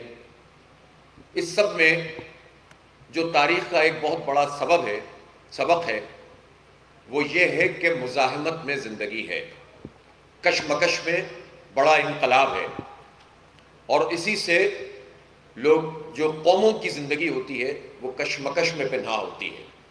گھر بیٹھ جانے سے اور وقتی چیزیں حاصل کر لینے سے معاملات آگے نہیں بڑھتے۔ ہم اسلامی تحریک ہیں، ہم محض اسلامی تنظیم نہیں ہیں، ہم کوئی فقہی اور مسلکی تنظیم بھی نہیں ہیں، ہم کوئی قوم پرست تنظیم بھی نہیں ہیں، ہم نسل پرست بھی نہیں ہیں، ہم لسانیت کی بات بھی نہیں کرتے، ہم اسلامی تحریک ہیں، اور اسلامی تحریک نے ہمیں یہ سبق سکھایا ہے کہ ظلم کی ہر شکل کو ایکسپوز کریں گے، ظالموں کے خلاف مسلسل جد و جہد کریں گے۔ اللہ تعالیٰ نے ہمیں جو حکمت اور دانائی جتنی بھی عطا کی ہے اس کلیکٹیو وزڈم کے ساتھ اپنے لیے راستے بنائیں گے، اور اس کے نتیجے میں عوام الناس سے رجوع کرتے ہوئے رائے عامہ کی طاقت سے ایک انقلابی دھارے میں پورے معاشرے کو تبدیل کریں گے۔ یہ ہمارا کرنے کا کام ہے۔ اس لیے بعض لوگ اگر کوئی یہ سمجھتا ہو کہ تنظیم اس لیے ضروری ہے کہ تنظیم کے بغیر تحریک بڑھتی نہیں آگے، اور بڑھ جائے تو پھر اس کے بعد وہ تھوڑے دنوں بعد اس کو یہ پتہ نہیں ہوتا کہ منزل کہاں ہے، بکھر جاتی ہے۔ تو تنظیم تو بہت ضروری ہے، سماع و طاعت کا نظام ضروری ہے، جیسا کہ ابھی ڈاکٹر واسع نے آپ کو جو درس آپ کے سامنے رکھا تھا اس میں صبر یعنی استقامت، جد و جہد اور نظم و ضبط، یہ تمام چیزیں تحریک کو آگے بڑھانے کے لیے ہیں۔ تنظیم بذات خود مقصود نہیں ہوتی، بلکہ تحریک کو آگے بڑھانے کے لیے اس کی ضرورت ہے، اور اس پوری تحریکی عمل کے نتیجے میں، اس جد و جہد کے نتیجے میں فرداً ہمارا مفاد یہ ہے کہ ہمیں اللہ تعالیٰ کی رضا ملے، ہماری آخرت درست ہو جائے، ہمیں جنت مل جائے۔ اور اجتماعی طور پر جو اللہ تعالیٰ نے اور اس کے رسول صلی اللہ علیہ وسلم نے ہماری ڈیوٹی لگائی ہے وہ یہ ہے کہ اس زمین پر ہم عدل اور انصاف کی بالادستی کا اسلام کا نظام قائم کریں۔ چونکہ کنفیوژنز بہت بڑھ گئے ہیں معاشرے میں، تو لوگ اسلامی نظام اور اس کے عدل اور انصاف کے نظام کو کسی مسلکی، گروہی اور فرقے کے نظام پر محمول کر دیتے ہیں، اور خوف پیدا کرتے ہیں کہ دیکھو اسلام کا مطلب تو یہ ہے، پابندیاں ہیں، فلاں ہیں، یوں ہیں، گھر بیٹھ جائیں گے، عورتیں نہیں پڑھیں گی، داڑیاں بڑھ جائیں گی، یہ ہو جائے گا، برقع لاد دیے جائیں گے، زبردستی کی جائے گی، ڈنڈا چلے گا، ہاتھ کٹیں گے، پیر کٹیں گے۔ اور جو اس کا بنیاد ہے عدل اور انصاف، مشاورت، اور اس کے نتیجے میں معاشرے کی ترقی، اس کو آگے بڑھانا، دنیا اور آخرت دونوں میں اس کو آگے بڑھانے کی جد و جہد کرنا، اس کو ایک طرف لوگ رکھ دیتے ہیں۔ بعض اسلامی ذہن کے لوگ بھی اسلام کا صحیح تصور نہیں رکھتے، بلکہ بعض تو تحریکوں میں بھی محض چند فقہی مظاہر غالب آ جاتے ہیں۔ کوئی دیوبندیت کی طرف چل پڑتا ہے، کوئی اہل حدیث بن جاتا ہے، کوئی شیعہ سنی کے جھگڑے میں پڑ جاتا ہے، انہی بحثوں کو عام کر دیتے ہیں کہ اسی پر پوری کہ بھئی فلاں نے صحابہ کی کتنی تعظیم کی ہے، فلاں نے صحابہ کی سب سے بڑی تعظیم یہ ہے کہ صحابہ نے جس نظام کو نبی پاک صلی اللہ علیہ وسلم کے ذریعے سے قائم کیا تھا اس نظام کی جد و جہد کی جائے، امت کو تقسیم نہ کیا جائے۔ تو اس لیے اسلامی تحریک کے لوگوں کو ہمیشہ اس بات کو پیش نظر رکھنا چاہیے کہ ہمارے مقاصد بہت بلند ہیں، اور ہم اپنے آپ کو محض ایک چھوٹے سے مظاہر پر اسلام کو محمول کر کے تحریک آگے نہیں بڑھاتے۔ یہی مولانا مودودی رحمۃ اللہ علیہ کا کمال تھا کہ انہوں نے اسلام کا، اس کے نظریے کا، اس کی فکر کا، اس کے نظام کی جد و جہد کا احیا کیا، اور اس کام کو کرنے کے لیے پھر آپ اس راستے کو تلاش کرتے ہیں کہ کہاں کہاں لوگوں کو حق اور انصاف کی بنیاد پر مجتمع کیا جائے، ظلم کی شکلوں کو اجاگر کیا جائے، حق اور باطل کی کشمکش کو برپا کیا جائے، ظالم و مظلوم کی صف بندی کی جائے، اور جو مظلوم اور محروم لوگ ہیں وہ بھی ظلم کے نظام کے ساتھ رہتے رہتے اپنے اپنے دائرے میں خود بھی ظالم نہ بن جائیں کہ جس کا جو بس آتا ہے وہ کرنا شروع کر دے۔ کوئی اربوں کھا رہا ہے، کھربوں کھا رہا ہے، تو کوئی کروڑوں اور کوئی لاکھوں اور تو چند ہزار کے اوپر بھی لوگ دین کا سودا کر دیتے ہیں، اس لیے کہ یہ اوپر کی کرپشن نیچے سرایت کرتی ہے۔ جب نیچے تحریک موجود نہ ہو، نیچے لوگوں کو اعتماد موجود نہ ہو، اس کی لیڈرشپ موجود نہ ہو، اس کے لیے کوئی راستہ لوگوں کو نہ ملتا ہو، تو لوگ سب کرپشن میں مبتلا ہو جاتے ہیں۔ پھر تمیز نہیں رہتی کہ دولت مند کی کرپشن یا غریب آدمی کی کرپشن، کرپشن تو کرپشن ہے۔ اس لیے محروموں کو بھی اور مجبوروں کو اور مظلوموں کو بھی اگر اعتماد دینا ہے تو ان کو یہ بتانا ہے کہ خود ظلم نہیں کرنا بلکہ ظالموں کے خلاف صف بندی کرنی ہے. آپس میں تقسیم نہیں ہونا زبانوں کی بنیاد پر, نسل کی بنیاد پر, بلکہ حق اور انصاف کی بنیاد پر معاشرے میں صف بندی ہونی چاہیے. اس کا نام اسلامی تحریک ہے. لوگ اگر یہ سمجھتے ہو کہ اسلامی تحریک کا کام یہ نہیں ہے کہ آپ حق کی بات کریں, انصاف کی بات کریں, ایک شہر کے اوپر اگر ظلم ہو رہا ہے, اس کی گنتی پوری نہیں ہو رہی, اس کے لوگوں کو جابز نہیں مل رہی, اس کی سڑکیں ٹھیک نہیں, تو یہ سڑکوں کی بات کرنا تو کوئی سیکولر قسم کا کام ہے, یہ گلیوں کی بات کرنا تو کوئی لبرل قسم کا کام ہے, یہ سب کو ساتھ لے کر چل کر جد و جہد کو آگے بڑھانا تو کوئی دنیا داری کی اور سیاست بازی کا کام ہے. تو یہ وہ لوگ کر سکتے ہیں جن کو سیاست کا جو دینی شعور ہے جن کو نہیں ہوتا, جن کو اسلامی تحریک کا فہم نہیں ہوتا, بلکہ جن کو قرآن کا اور رسول پاک صلی اللہ علیہ وسلم کی سیرت کا فہم نہیں ہوتا, وہ اس کو تقسیم کرتے ہیں, وہ اس کو جو ہے وہ سیکولر اور لبرل ثابت کرنے کی کوشش کرتے ہیں. تو میری ان سے درخواست ہے کہ وہ پڑھیں اور مطالعہ کریں اور اس لٹریچر کا مطالعہ کریں مولانا مودودی کے, جنہوں نے قرآن و سنت سے اخذ کر کے استنباط کر کے اس تحریک کو قائم کیا ہے. اولاد کا اہتمام بھی کیا جائے گا اور حکومتوں کی طرف سے جو ظلم اور زیادتی ہے اس کے خلاف آواز بھی اٹھائی جائے گی. اگر معاشرے کے اوپر چند انسانوں کے چند گروہ طاقتور اور بالادست ہو جائیں اور وہ سارے کے سارے جو ہے وہ وسائل کو ہڑپ کرنے لگے تو گھر نہیں بیٹھا جائے گا. اسلامی تحریک کا تقاضا ہے کہ اس کے خلاف لوگوں کو مجتمع کرے. جو یہ نہیں کرتا وہ اسلام کا کام نہیں کرتا, وہ اسلام کے ایک جز کا کام کرتا ہے. جو یہ جد و جہد نہیں کرتا وہ اپنے اس فرض عین کو ادا نہیں کرتا جو اقامت دین کا فرض عین ہے. کسی نے کہا یہ اقامت دین فرض کفایہ ہے, کسی نے کہا یہ سیاست ہے, دین والوں کا اس سے کیا کام. یہ سب ڈی ٹریک کرنے کی باتیں ہوتی ہیں, یہ جو میٹھا میٹھا ہپ ہپ اور کڑوا کڑوا تھو تھو والی باتیں ہوتی ہیں. اسلامی تحریک ایسی نہیں ہوتی. اس لیے اس پورے کنوکشن کے ساتھ, اعتماد کے ساتھ آپ اپنی اس پوری تحریک کو لے کر چلیں کہ ہم یہاں تقسیم نہیں کرتے, لوگوں کو مجتمع کرتے ہیں جو دین کا تقاضا ہے.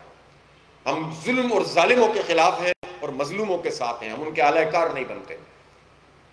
ہم پوری اجتماعیت کے ساتھ جد و جہد کرتے ہیں, کسی شخص کے لیے نہیں کرتے. لیڈرشپ ضروری ہوتی ہے اور لیڈرشپ بھی اجتماعیت بناتی ہے, لیکن شخصیت پرستی ہمارے یہاں نہیں ہوتی. ایک لیڈرشپ میں پوری تحریک کو کام کرنا ہوتا ہے. لوگ اس کو بھی گڈ مٹ کر کے لوگوں کو کنفیوز کرنے کی کوشش کرتے ہیں, اس لیے کہ بعض لوگوں کو کیڑے ہی نکالنے ہوتے ہیں. مولانا مودودی کہتے ہیں کہ بعض لوگوں کا کام یہ ہے کہ پہلے وہ کیڑے نکالتے ہیں پھر وہ کیڑے ڈالتے ہیں, کوئی اور کام نہیں آتا ان کو. جب ان کی اپنی کوئی ذمہ داریاں ہوں تو وہ یہ کام نہیں کر سکتے, لیکن جہاں پر کوئی پیشرفت ہونے لگے تو انہیں پریشانی شروع ہو جاتی ہے. تو ایسی ساری چیزوں کو جھٹک کر آپ کو کام کرنا ہے اور آگے بڑھنا ہے انشاءاللہ تعالیٰ. تو یہ ابتدائی گفتگو میں اس لیے کرنا چاہتا تھا کہ ذہنوں کے اندر واضح ہو, پورے اعتماد سے کام کریں کہ ہمارا دین کا کام ہے, یہ دینی ذمہ داری ہے کہ ہم ان تمام ایشوز کو لے کر چلیں. اب آپ مجھے بتائیے کیسے ہمارا دین اس کو نظر انداز کر سکتا ہے کہ اگر کسی شہر میں کوئی تمدن ایسا ہے, کوئی نظام ایسا ہے کہ جس میں گنتی کوئی اہمیت رکھتی ہے اور اس کے نتیجے میں جابز ہوں گی, اس کے نتیجے میں ڈیولپمنٹ ہوگی اور اس کے نتیجے میں نمائندگی ہوگی, پارلیمانی نمائندگی ہوگی, تقسیم کار ہوگی, جس سے یہ معاشرہ آگے بڑھے گا, تو کیسے ہمارا دین پسند کر سکتا ہے کہ اس پر کوئی ڈاکہ مارے اور ہم آواز نہ اٹھائیں؟ کیسے ہی ممکن ہے کہ ہم خاموش ہو جائیں؟ اگر ہم اس پر خاموش ہوں گے تو اس کا مطلب یہ ہے کہ آپ نے ان لوگوں کا ساتھ دیا جو اس کام کے نتیجے میں پورے معاشرے پہ اپنی گرفت مضبوط کرتے ہیں, انسانوں کو اپنا غلام بناتے ہیں, وڈیرا شاہی اور جاگیرداری کے اس پورے سسٹم کو حاوی کر دیتے ہیں. اور اس سب کے نتیجے میں کیا ہوتا ہے جو اس شہر کراچی میں جو کچھ ہو رہا ہے اس وقت, جو اسٹریٹ کرائمز بڑھ رہے ہیں, یہ جو لوگوں کی جان مال اور عزت آبرو کا تحفظ نہیں ہو رہا, یہ جو اس کے نتیجے میں یہاں پر احساس محرومی پیدا ہوتا ہے اور پھر اس کے نتیجے میں لوگ سندھی مہاجر میں تقسیم ہوتے ہیں, پختون پنجابی میں تقسیم ہوتے ہیں, لوگ اس طرح سے اپنے آپ کو جو ہے تقسیم کرتے چلے جاتے ہیں. تو کیا اسلامی تحریک ان چیزوں کو ایڈریس نہیں کرے گی؟ کہ دین کا تقاضا نہیں ہے کہ ظلم کے خلاف آواز بلند کرو, چونکہ یہاں اسی سے سوتے پھوٹتے ہیں کتنی برائیوں کے, کتنے جرائم کے. انسان جو زمین پر خدا بن بیٹھے ہیں ان کی نعوذ باللہ کبریائی کے, وہ مینج کرتے ہیں پوری سوسائٹی کو، اور ہم کرنے دیں انہیں؟ کیا ایسا کرنے دیں ہم ان کو؟ آپ بتائیں مجھے. یا ان کو ان کے حق سے معزول کریں اور اپنے حق کے لیے آواز بلند کریں تاکہ سماجی انصاف پیدا ہو. یہ ہمارے دین کا تقاضا ہے.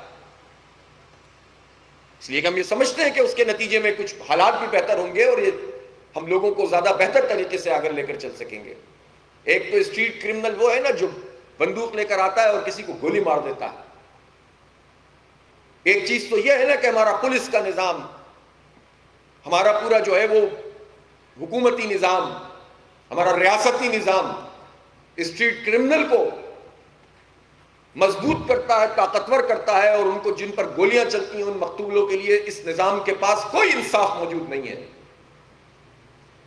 لوگ بس تقدیر سمجھ لیتے ہیں کہ بس مر گئے تو مر گئے، پوچھنے والا کوئی نہیں ہے. اور دوسری طرف سوال یہ ہے کہ وہ اسٹریٹ کرمنل پیدا کیسے ہو رہا ہے، یہ ڈاکو بن کیسے رہا ہے، یہ کون سی فیکٹری ہے جہاں سے یہ ڈاکو تیار ہوتے ہیں؟ یہ نظام کی فیکٹری ہے جس سے یہ ڈاکو تیار ہو رہے ہیں. کسی کی کوئی مجبوری اور کسی کی کوئی مجبوری، اور کسی کو نہ سمجھ نہ فہم نہ تعلیم نہ ماحول، اور وہ مافیا کا اہلِ کار بن جاتے ہیں، نشے کے عادی بن جاتے ہیں. جوانیاں برباد ہو رہی ہیں، کوئی پوچھنے والا نہیں ہے. نہیں اٹھائے اس کے خلاف آواز. جو اس کے خلاف آواز نہیں اٹھائے گا وہ سیکولر قوتوں کا اعلی کار ہوگا، وہ وڈیروں کا اعلی کار ہوگا، وہ جاگیرداروں کا اعلی کار ہوگا، وہ اس ظالم نظام کا اعلی کار ہوگا. اور جو اس کے خلاف آواز اٹھائے گا وہ سب سے بڑا اسلام پسند، اسلام پرست اور اسلامی تحریک کا کارکن ہوگا. اس لیے کہ یہ دین کا تقاضا ہے کہ ہم اس ظلم کے خلاف آواز دیں. یہ اسٹریٹ کرائم پیدا کرنے کی فیکٹریاں اس نظام میں چل رہی ہیں.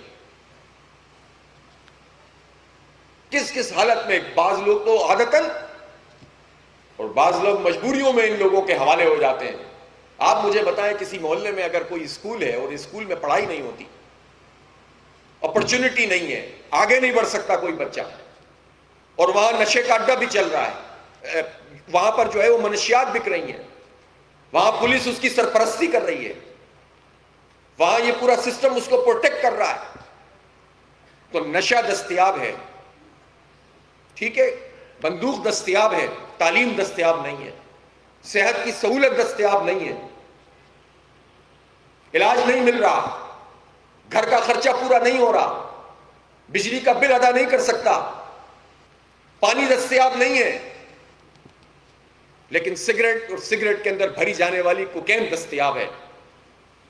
تو آپ بتائیں کہ پھر اسٹریٹ کرمنل نہیں پیدا ہوں گے تو کون پیدا ہوگا؟ تو چلنے دیں یہ نظام، رہے یہ سب لوگ، انہی جرنیلوں کی بالادستی رہے، انہی بیوروکریٹس کی بالادستی رہے،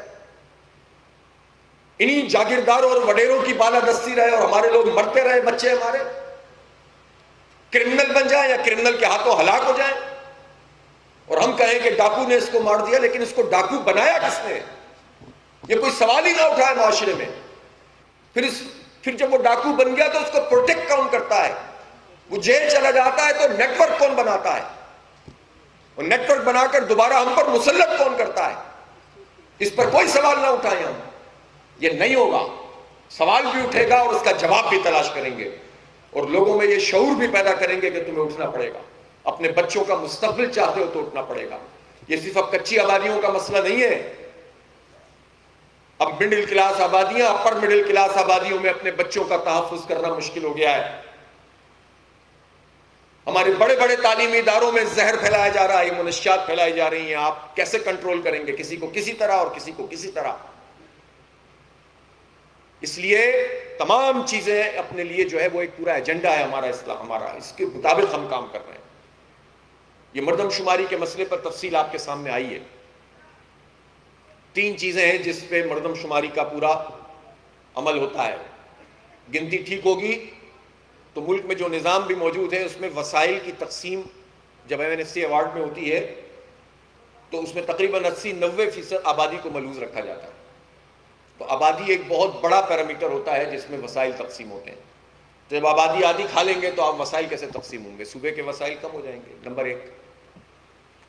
دوسری بات یہ ہے کہ اسی کے نتیجے میں قومی اور صوبائی اسمبلی کی نشستیں طے ہوتی ہیں، اور پھر بلدیات کی نشستیں بھی انٹرنلی جہاں پر آبادی کا تناسب ہوتا ہے اس لحاظ سے ہوتی ہیں. ابھی آپ کو راجہ صاحب بتا رہے تھے کہ کراچی ڈویژن کی ہے، ایک تو پورے اوور آل کم کر دو، پھر کراچی ڈویژن کی آبادی میں سے 2.5% اضافہ ہو اور لاڑکانہ ڈویژن کی آبادی میں 25% اضافہ ہو، تو لاڑکانہ ڈویژن میں ایک عام غریب سندھی ہاری کی کیا حیثیت ہے؟ ڈویژن کی بات کروں، شہر میں تو شاید پھر بھی تھوڑا بہت کوئی سانس لے لیتا ہو. ہم جانتے ہیں، ہم نے وزٹ کیے ہیں، ہم ان دیہاتوں سے واقف ہیں جو آج سے 50 سال پہلے بھی وہی تھے، 25 سال پہلے بھی وہی تھے اور آج بھی وہی ہیں. چھوٹا وڈیرا بھی خدا نعوذ باللہ بنا بیٹھا ہوتا ہے. یہاں تو شہروں میں ہم نے دیکھا ہے، اس کراچی شہر میں ہم نے یہ وڈیرا شاہی دیکھی ہے، اربن فیوڈلزم دیکھا ہے کہ جہاں لوگوں کی ضرورت نہیں ہوتی تھی، اگر ایک پارک کے اوپر یونٹ آفس اور سیکٹر آفس بنا ہوا ہے تو یہ اتنے پڑھے لکھے لوگ اور اتنے آزاد لوگ جہاں جاگیرداری نظام موجود نہیں ہے، ان کی ضرورت نہیں تھی کہ اپنی مرضی سے فیصلے کریں، اور لوگ پھر وابستہ ہو جاتے تھے ان لوگوں کے ساتھ کہ اس کے بغیر گزارا نہیں ہے. لوگ کہتے تھے کہ ان کو چند بھتہ دے دیں گے تو بہت سارے بھتوں سے آزاد ہو جائیں گے. یہ معاشرے کی تباہی کا سب سے بڑا، اس سے بڑھ کر کوئی زوال نہیں ہوتا جب لوگ کہتے ہیں کہ اس ظالم کے آگے جھک جاؤ تاکہ باقی چیزوں سے بچ جاؤ. یہ وڈیرا شاہی مائنڈ سیٹ ہے. جب ہم اس وڈیرا شاہی مائنڈ سیٹ کے اوپر ضرب لگاتے ہیں نا تو یہ وڈیرے بلبلا اٹھتے ہیں، اور یہ اپنی زبان بولنے والوں کو یہ اکسانے کی کوشش کرتے ہیں کہ دیکھو یہ سندھیوں کے خلاف بات کر رہے ہیں، یہ بلوچوں کے خلاف بات کر رہے ہیں.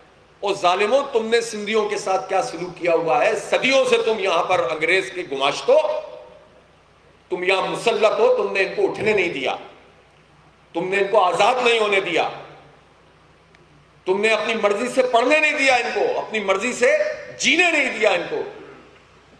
لڑواتے ہو، بند کرواتے ہو اور اسی تھانے کو استعمال کر کے پھر چھڑواتے ہو. سال سال ہاریوں سے کام لیتے ہو، عورتوں سے کام لیتے ہو. سال کے اختتام پر تمہارا منشی جب حساب کر کے دیتا ہے ان غریبوں کو تو کہتا ہے کہ یہ منشی بتاتا ہے کہ یہ ہاری اتنا مقروض ہے اور وہ ہاری اتنا مقروض ہے. تم نے کتنی بہترین لہلاتی فصلیں ہو سکتی تھیں اور تم نے ان کو آباد نہیں ہونے دیا.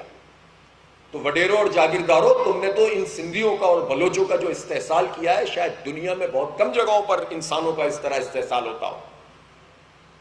جب ہم وڈیروں اور وڈیرا شاہی نظام کے خلاف بات کرتے ہیں تو یہ تقسیم پیدا کرنے کی کوشش کرتے ہیں. لیکن یہ جماعت اسلامی ہے.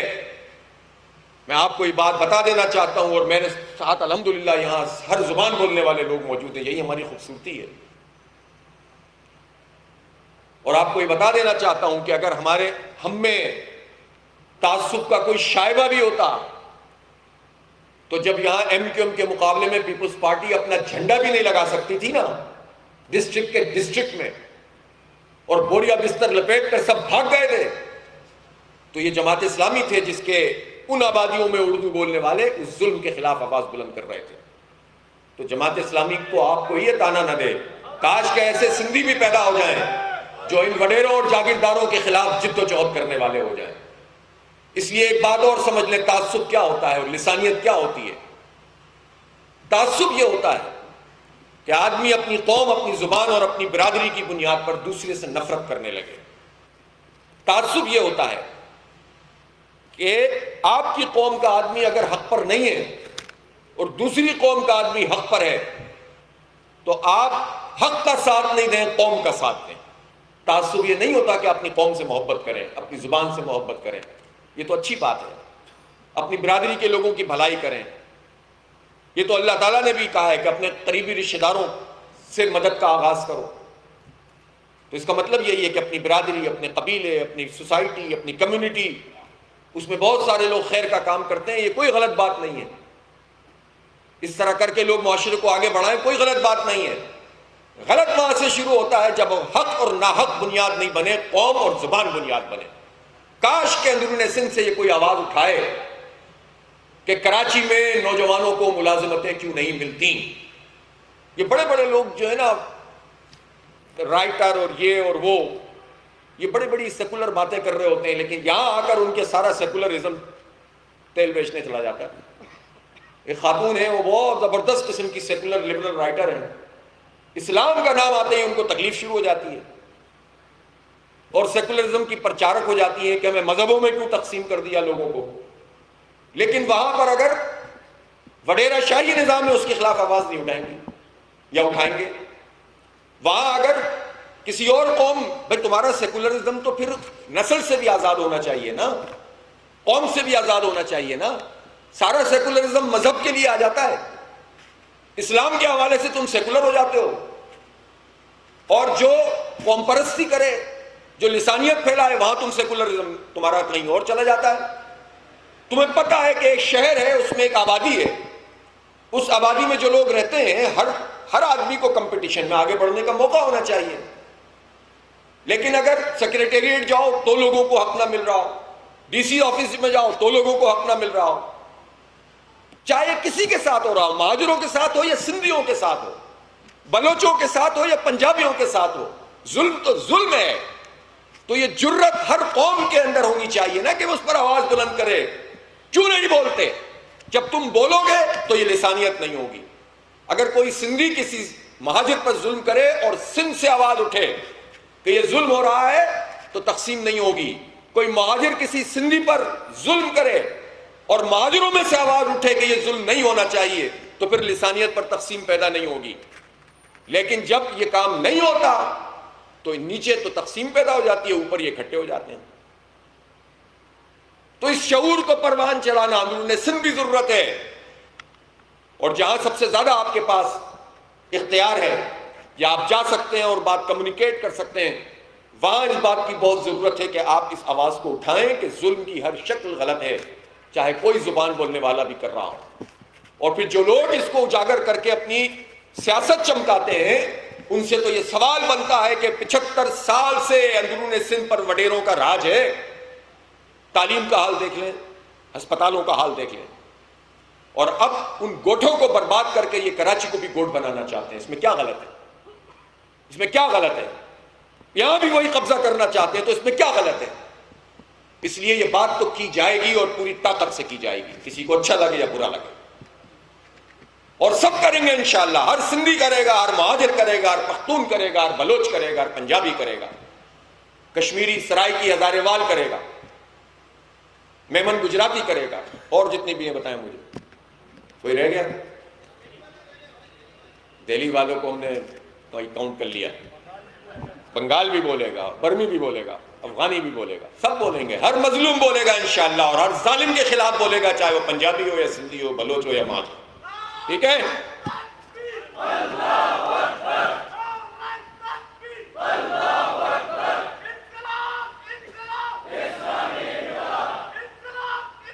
اس لیے میں پیپلز پارٹی کے وڈیرا مائنڈ سیٹ سے کہنا چاہتا ہوں کہ ہمیں تقسیم کرنے کی سازش نہ کریں آپ، بلکہ آپ جواب دیں کہ آپ نے سندھ کے ساتھ کیا سلوک کیا. آپ سے یہ سوال ہو رہا ہے، آپ جواب دیجئے. کل میں نے بیان پڑھا زرداری صاحب کا کہ سندھ کے ہر گھر پہ میں سولر سسٹم لگا دوں گا. ہنس کیوں رہے بھائی؟ اتنی اچھی بات کہی ہے. تو اب دیکھیں لوگ ہنستے ہیں جب کوئی اس طرح کی باتیں ان کی طرف سے آتی ہیں. تو میں نے تو کچھ بھی نہیں کہا. بھائی کیسی باتیں کرتے ہو یار؟ تم پانی دو، تم بجلی دو، تم گیس دو، تم گنو، تم لوگوں کو بنیادی حق دو، تعلیم کا، روزگار کا حق دو. تم حکومت میں ہو، تم 15 سال سے لگاتار اور 50 سال سے حکومت میں ہو. پیپلز پارٹی کے نام سے مختلف موقعوں پہ تھوڑا سا ریسٹ کرتے ہو پھر آ جاتے ہو. بلکہ جس دوران تم پیپلز پارٹی کے نام سے نہیں ہوتے، تمہارے ساتھ جتنے وڈیرے شامل ہیں ان کی اکثریت کسی اور پارٹی میں جا کر حکومت میں ہوتی ہے. پھر تم ان کو جمع کر کے پیپلز پارٹی میں لے آتے ہو، پھر کہتے ہو پیپلز پارٹی بہت مشہور ہے، بہت مقبول ہے. وڈیرا مقبول ہے اس لیے کہ وہ طاقت کے ذریعے مقبول ہے، اور کوئی بات نہیں ہے. طاقت ختم کر دو، پھر پتہ چلے گا، جو جوتے پڑیں گے نا پتہ چل جائے گا کون کتنا مقبول ہے. اور ایک بات اور سمجھ لیں، جب ہم کہتے ہیں کہ فوج کے جرنیلوں نے یہ کیا، بیوروکریٹس نے یہ کیا، تو اس بات کو سمجھنے کی ضرورت ہے کہ سب نظام کے اور ریاستی اس پورے نظام کے یوں سمجھ لیں کہ مظاہر ہیں، علامتیں ہیں. Individual capacity. جب پورا نظام بگڑا ہوا ہو تو ایسا تھوڑی ہوتا ہے کہ کبھی کوئی اچھا آدمی پیدا ہی نہیں ہوگا. بھائی جرنیلوں میں بھی اچھا آدمی پیدا ہوتے ہیں، بڑے برگیڈیئرز میں بھی ہوتے ہیں، کرنل میں بھی ہوتے ہیں. کچھ جاگیرداروں کے اندر ایک ایسی نسل پیدا ہوتی ہے جن میں ریئلائزیشن آ جاتی ہے، اچھے اخلاق کے حامل ہوتے ہیں، وہ چاہتے ہیں کہ قوم کی حالت درست ہو جائے. سرداروں میں بھی اچھے لوگ ہوتے ہیں, ہم نے برتا ہے, دیکھا ہے, لیکن اس کے نتیجے میں ان چند اچھے لوگوں کی وجہ سے ہم وڈیرا شاہی کو صحیح نہیں کہیں گے, ہم جرنیلی مائنڈ سیٹ کو صحیح نہیں کہیں گے کہ طاقت کے ذریعے سے رون دو, نہیں, اس کو صحیح نہیں کہیں گے. جرنیل اپنا کام کریں, ملک کا دفاع کریں, ملک کے حساس ادارے جو ہے وہ ملک کی سیکیورٹی کا تحفظ کریں, کیوں نہیں کریں؟ اس قوم نے تو ہر طرح کے حالات میں ان کو سلوٹ کیا. آپ زیادہ اچھا کام کریں گے, زیادہ سلوٹ کریں گے. بیوروکریٹس جن کا کام خدمت کرنا ہے وہ اگر حاکم بن جائیں, انگریز کا مائنڈ سیٹ یہ ہو کہ یہ جو بیوروکریسی ہے جو ہمارے اوپر مسلط ہے, ان کا ذہن یہ بنایا کہ تم آقا, یہ غلام, اور اپنے بیوروکریٹس کا ذہن بنایا کہ تم نوکر اور تمہاری عوام آقا. اپنے لیے جمہوریت کے پیمانے الگ رکھے اور یہاں سے جب چھوڑ کر گئے تو اپنے شاگرد الگ رکھے, اور اس طرح سے اس پورے سوسائٹی کو ہینڈل کیا. تو اس کا مطلب یہ نہیں ہے کہ بیوروکریٹس میں سارے ہی غلط ہیں, بہت سو کو تو شعور بھی نہیں ہوتا, اس سسٹم کا حصہ بن جاتے ہیں. بہت اچھے مقرر, بہت اچھے دانشور, بہت اچھے لکھاری انہی بیوروکریٹس میں سے پیدا ہوئے, لیکن اس پورے بیوروکریسی کے نظام کو جس نے 75 سال میں پاکستان کو برباد کر کے رکھ دیا, اس کو تو ٹھیک نہیں کہا جائے گا.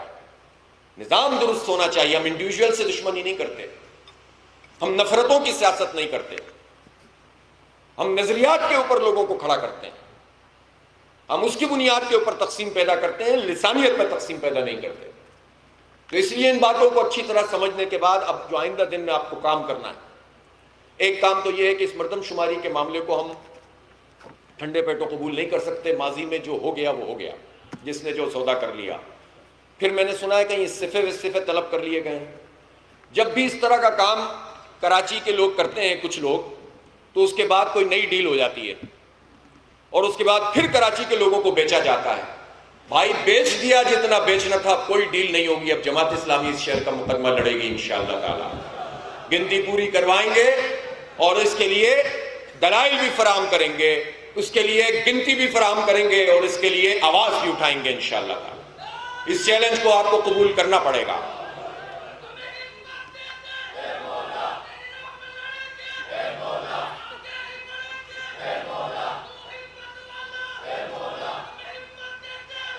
اچھا, اب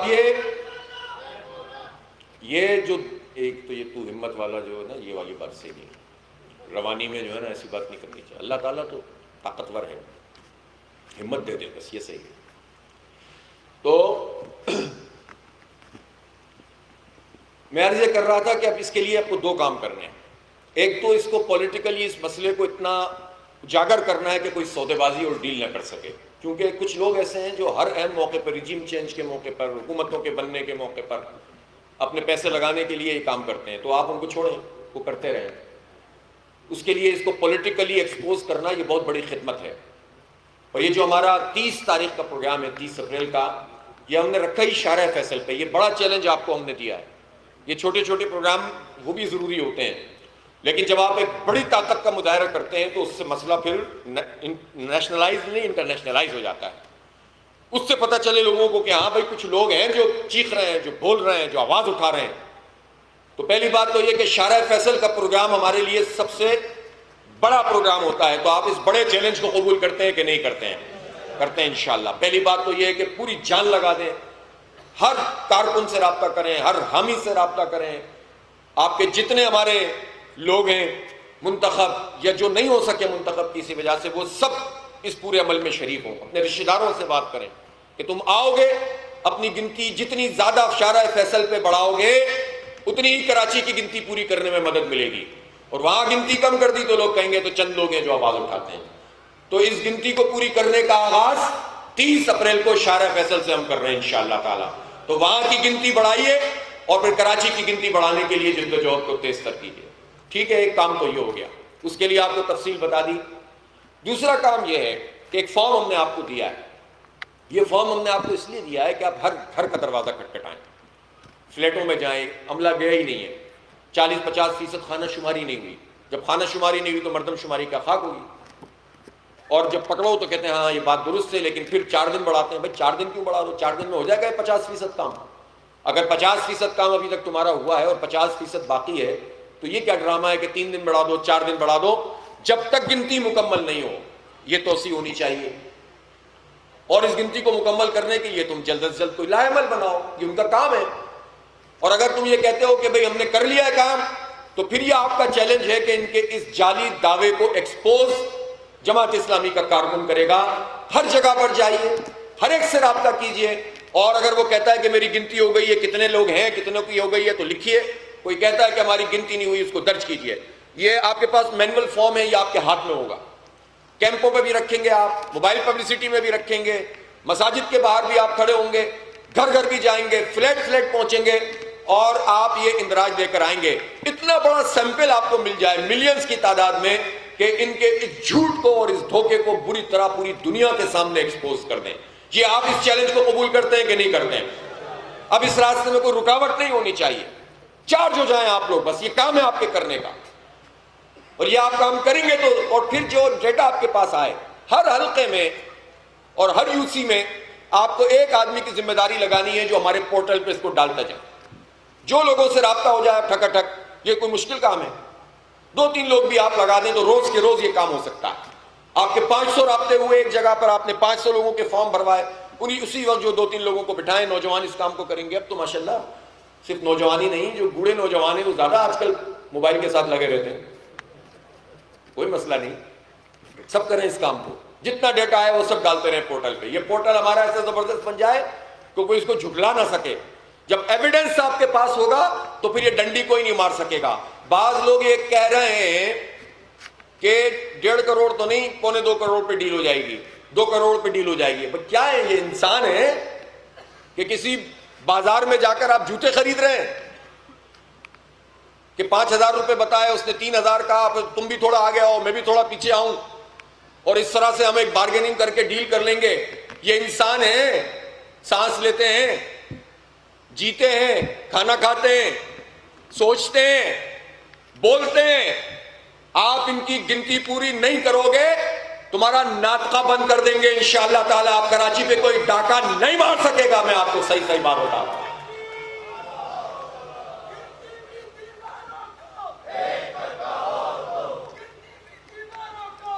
مجھ سے بھی کچھ لوگوں نے کہا یار اگر 2.5 کروڑ پہ ڈیل ہو جائے تو کیسا ہے؟ تمہارے ابا کی مطلب چیز ہے یہ کہ 2.5 کروڑ پہ ڈیل کر دو گے؟ ابے جتنے ہیں اتنے گنو بھائی۔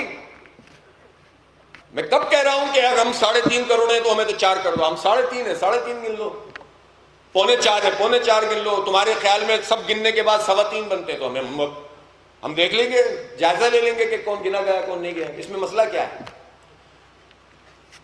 نادرا کا ڈیٹا بتا رہا ہے، سوئی گیس کے میٹر بتا رہے ہیں، بجلی کے میٹر بتا رہے ہیں، اقوام متحدہ کی رپورٹیں بتا رہی ہیں، ڈیموگرافرز بتا رہے ہیں، تھنک ٹینکس بتا رہے ہیں، ماسٹر پلان بتا رہے ہیں، پروجیکٹ بتا رہے ہیں، چیخ کر کہہ رہے ہیں کہ یہاں پر کم از کم 3.5 کروڑ لوگ رہتے ہیں۔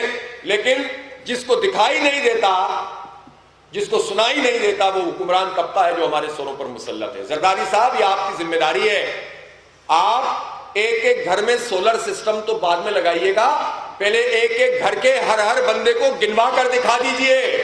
یہ آپ کے کرنے کا کام ہے۔ اس میں آپ ڈنڈی مار رہے ہیں، اس میں آپ چاہ رہے ہیں کہ کراچی کی گنتی کم کریں تاکہ سندھ اسمبلی میں وڈیروں کی گنتی بڑھ جائے۔ نہیں کرنے دیں گے اس وڈیرہ شاہی اور جاگیرداری کے اس پورے نظام کو آگے نہیں بڑھنے دیں گے انشاءاللہ تعالی۔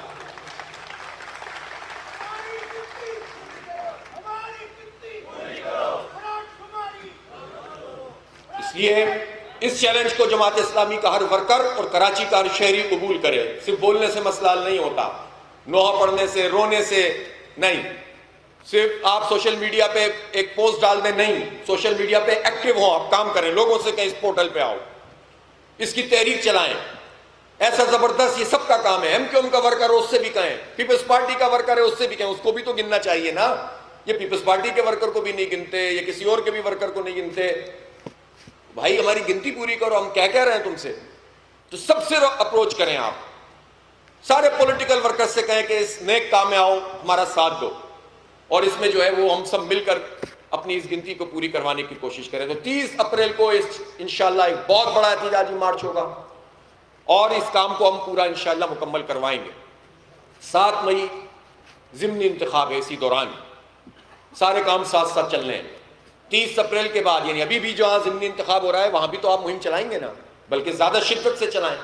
یہ جو پورا آپ کیمپ لگانے کا عمل ہے، یہ جو آپ کا گھر گھر جانے کا عمل ہے، فلیٹوں میں جانے کا عمل ہے، ڈور ٹو ڈور دروازہ کھٹکھٹانے کا عمل ہے، آج 25 تاریخ ہے نا، تو 30 اپریل میں 3-4 دن جو باقی ہیں، تو ان 11 یوسیز میں جہاں ضمنی انتخاب ہو رہا ہے یا 15 وارڈ میں ہو رہا ہے، ان سب میں اس کو فرسٹ پرائرٹی کے طور پر آپ لیں، پورا ضلع اس کا اہتمام کریں، اور پھر وہاں پر زیادہ سے زیادہ وہاں کی شمار کریں. اور پھر اس کے بعد جو 30 اپریل سے لے کر 7 مئی تک کا وقت ہے، اس میں پورا فوکس جب آپ وہاں پر بڑھائیں گے، اور اس مرتبہ وہ کوئی غلطی نہیں ہونی چاہیے جس کا فائدہ اٹھا کر ہم پر جو ہے شب خون مارا جائے. وہ تفصیلات آپ کو باقاعدہ ویڈیو کے ذریعے بھی راجہ صاحب بتا دیں گے کہ کس طرح سے صبح 7 بجے پہنچنے کے عمل سے لے کر رات تک فارم 11 کو لینے تک، اور اس فارم 11 پر تمام پولنگ ایجنٹس کے دستخط اور انگوٹھے لگوانے تک آپ کو ان کا پیچھا نہیں چھوڑنا. کیونکہ فارم 11 بھی آ گیا تو بھی بدل دیا انہوں نے. اگر سارے پولنگ ایجنٹ کے انگوٹھے اور دستخط ہوتے تو یہ اس کو بھی نہیں بدل سکتے تھے. تو اس کام کو آپ کو کرنا ہے، لیکن صبح صبح پہنچنا ہے، سیل لگنے کے بعد پہنچے تو پھر آپ کے ہاتھ میں کچھ بھی نہیں ہوگا. تو یہ پورا پولنگ ایجنٹس بھی اور گنتی کرنے والے بھی اور اس سے پہلے مہم چلانے والے بھی، وہ سب کوئی موقع فراہم نہ کریں. پھر جو ہوگا انشاءاللہ فیس کریں گے. ابھی بھی تو فیس کر رہے ہیں نا، ابھی بھی تو لڑ رہے ہیں نا. لوگوں نے کہا تھا کہ بس گئی سیٹیں، کیسے چلی گئی سیٹیں بھائی؟ نہیں چھوڑیں گے انشاءاللہ تعالی، پیچھا کریں گے ان کا. یہ کہتے ہیں ہماری اکثریت تسلیم کرو. کیسے اکثریت ہوتی تو کر لیتے تسلیم، جب نہیں ہے اور جعلی اکثریت ہے تو ایکسپوز بھی کریں گے. اور جو لوگوں نے ہمیں اعتماد دیا ہے انشاءاللہ اس کو چھینیں گے، لوگوں کے سامنے لے کر آئیں گے، تاکہ آئندہ لوگ یہ نہ کہیں کہ ووٹ ڈالنے کا کوئی فائدہ نہیں ہوتا. اس انتخاب کا کیا فائدہ جب ہم ووٹ ڈال کے آتے ہیں اور پھر بھی آپ نہیں آ پاتے. یہ جو لوگوں کی مایوسی ہے، اس کو بدلنے کا طریقہ یہ مزاحمت ہے. اپنے حق کے لیے لڑنا ہے تو یہ لڑ رہے ہیں ہم، جو بھی قانونی طریقہ ہے اس کے ذریعے سے بھی. لیکن گلی محلوں میں بھی آپ کو لوگوں کے سے رابطے میں رہنا ہے، مایوس نہیں ہونا ہے.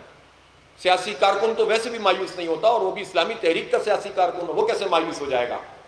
یہ مسلسل کشمکش ہے. ابھی یہ مسئلہ حل ہوگا تو آگے کے مراحل بھی ہوں گے. اسی میں زندگی ہے، اسی میں راستے نکلیں گے انشاءاللہ تعالی.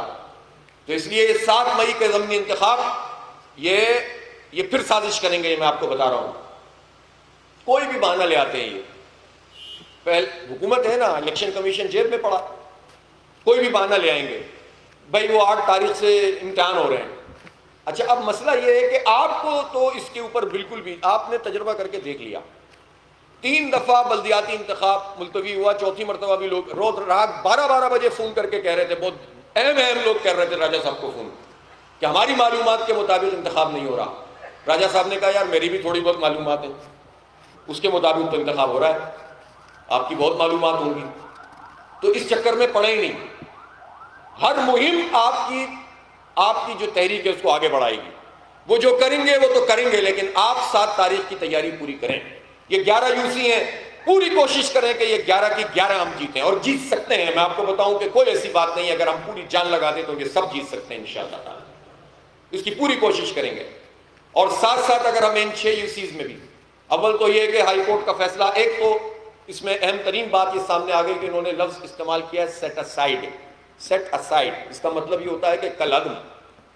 جو الیکشن کمیشن کا ری کاؤنٹنگ کا 17 جو پولنگ اسٹیشن پر ری کاؤنٹنگ کا فیصلہ تھا وہ انہوں نے کل عدم کر دیا. اب کرنا کیا ہے اس کا ڈیٹیل فیصلہ کل پرسوں ترسوں میں آ جائے گا، اس کو دیکھیں گے ہم. اب ہم سمجھتے ہیں کہ وہ ری پولنگ کا ہے یا کوئی ایسا فیصلہ ہے جس کے نتیجے میں پوری یوسی میں ری پولنگ ہو رہی ہے یا 66، تو اس کو لیے تو ہم جو ہے وہ پھر ظاہر تیاری کریں گے. اور اگر ایسا نہیں ہوگا تو ہمارے پاس قانونی آپشن بھی 1 سے زائد موجود ہے. تو کوئی یہ نہ سمجھے کہ بس یہاں پر معاملہ ختم ہو جائے گا، پھر پیچھے کریں گے انشاءاللہ. اور اسلام آباد ہائی کورٹ اور سپریم کورٹ اور سڑک اور دھرنے اور احتجاج، سارے آپشن کھلے ہوئے ہیں، سب کے لیے آپ تیار ہیں. مدثر بھائی تیار ہیں کہ نہیں تیار ہیں؟ تیار ہیں نا مدثر بھائی؟ سب کریں گے انشاءاللہ، اس طرح نہیں چھوڑیں گے. ٹریبونل میں تو ہم نے جمع کرائی دی ہیں، وہاں بھی لوگ سمجھتے ہیں ٹریبونل کا مطلب بس ختم. رزاق بھائی اس بات کا تجربہ رکھتے ہیں، لیکن رزاق بھائی اب تاریخ کو دہرانا نہیں ہے، تاریخ کو بدلنا ہے. اب آپ والا ٹریبونل نہیں چلے گا، اب اسپیڈی ٹریبونل چلے گا. نہیں چلے گا تو ایک جج کو ایکسپوز کریں گے جو جعلی کام کرے گا. میں آپ بتاؤں کوئی یہاں پر ایسا نہیں ہے کہ جس پر بات نہیں کی جا سکتی. جو قانون توڑے گا چاہے وہ جج ہی کیوں نہ ہو، اس کو پوری قوم کے سامنے لا کر کھڑا کر دیں گے، پھر اس کو انصاف دینا پڑے گا. इलेक्शन कमीशन अगर यह समझता है कि जो चाहो करो, पीपल्स पार्टी की बी टीम बन जाओ और कोई तुम्हारे खिलाफ बात ना करे, वो जमाने गुजर गए। सही करोगे तारीफ करेंगे, गलत करोगे एक्सपोज करेंगे, पीछा करेंगे। तुम्हें जगह नहीं मिलेगी छुपने की अगर तुम जालसाजी करोगे। चीफ इलेक्शन कमिश्नर साहब सुन लीजिए, सही काम करोगे रिस्पेक्ट करेंगे। की थी हमने रिस्पेक्ट, जब आपने 6 यूसीज को टेकअप किया, हमने आपकी तारीफ की थी। आखिर में 6 दफा मुलतवी करा के आपने इलेक्शन कराया, हमने आपको अप्रिशिएट किया था।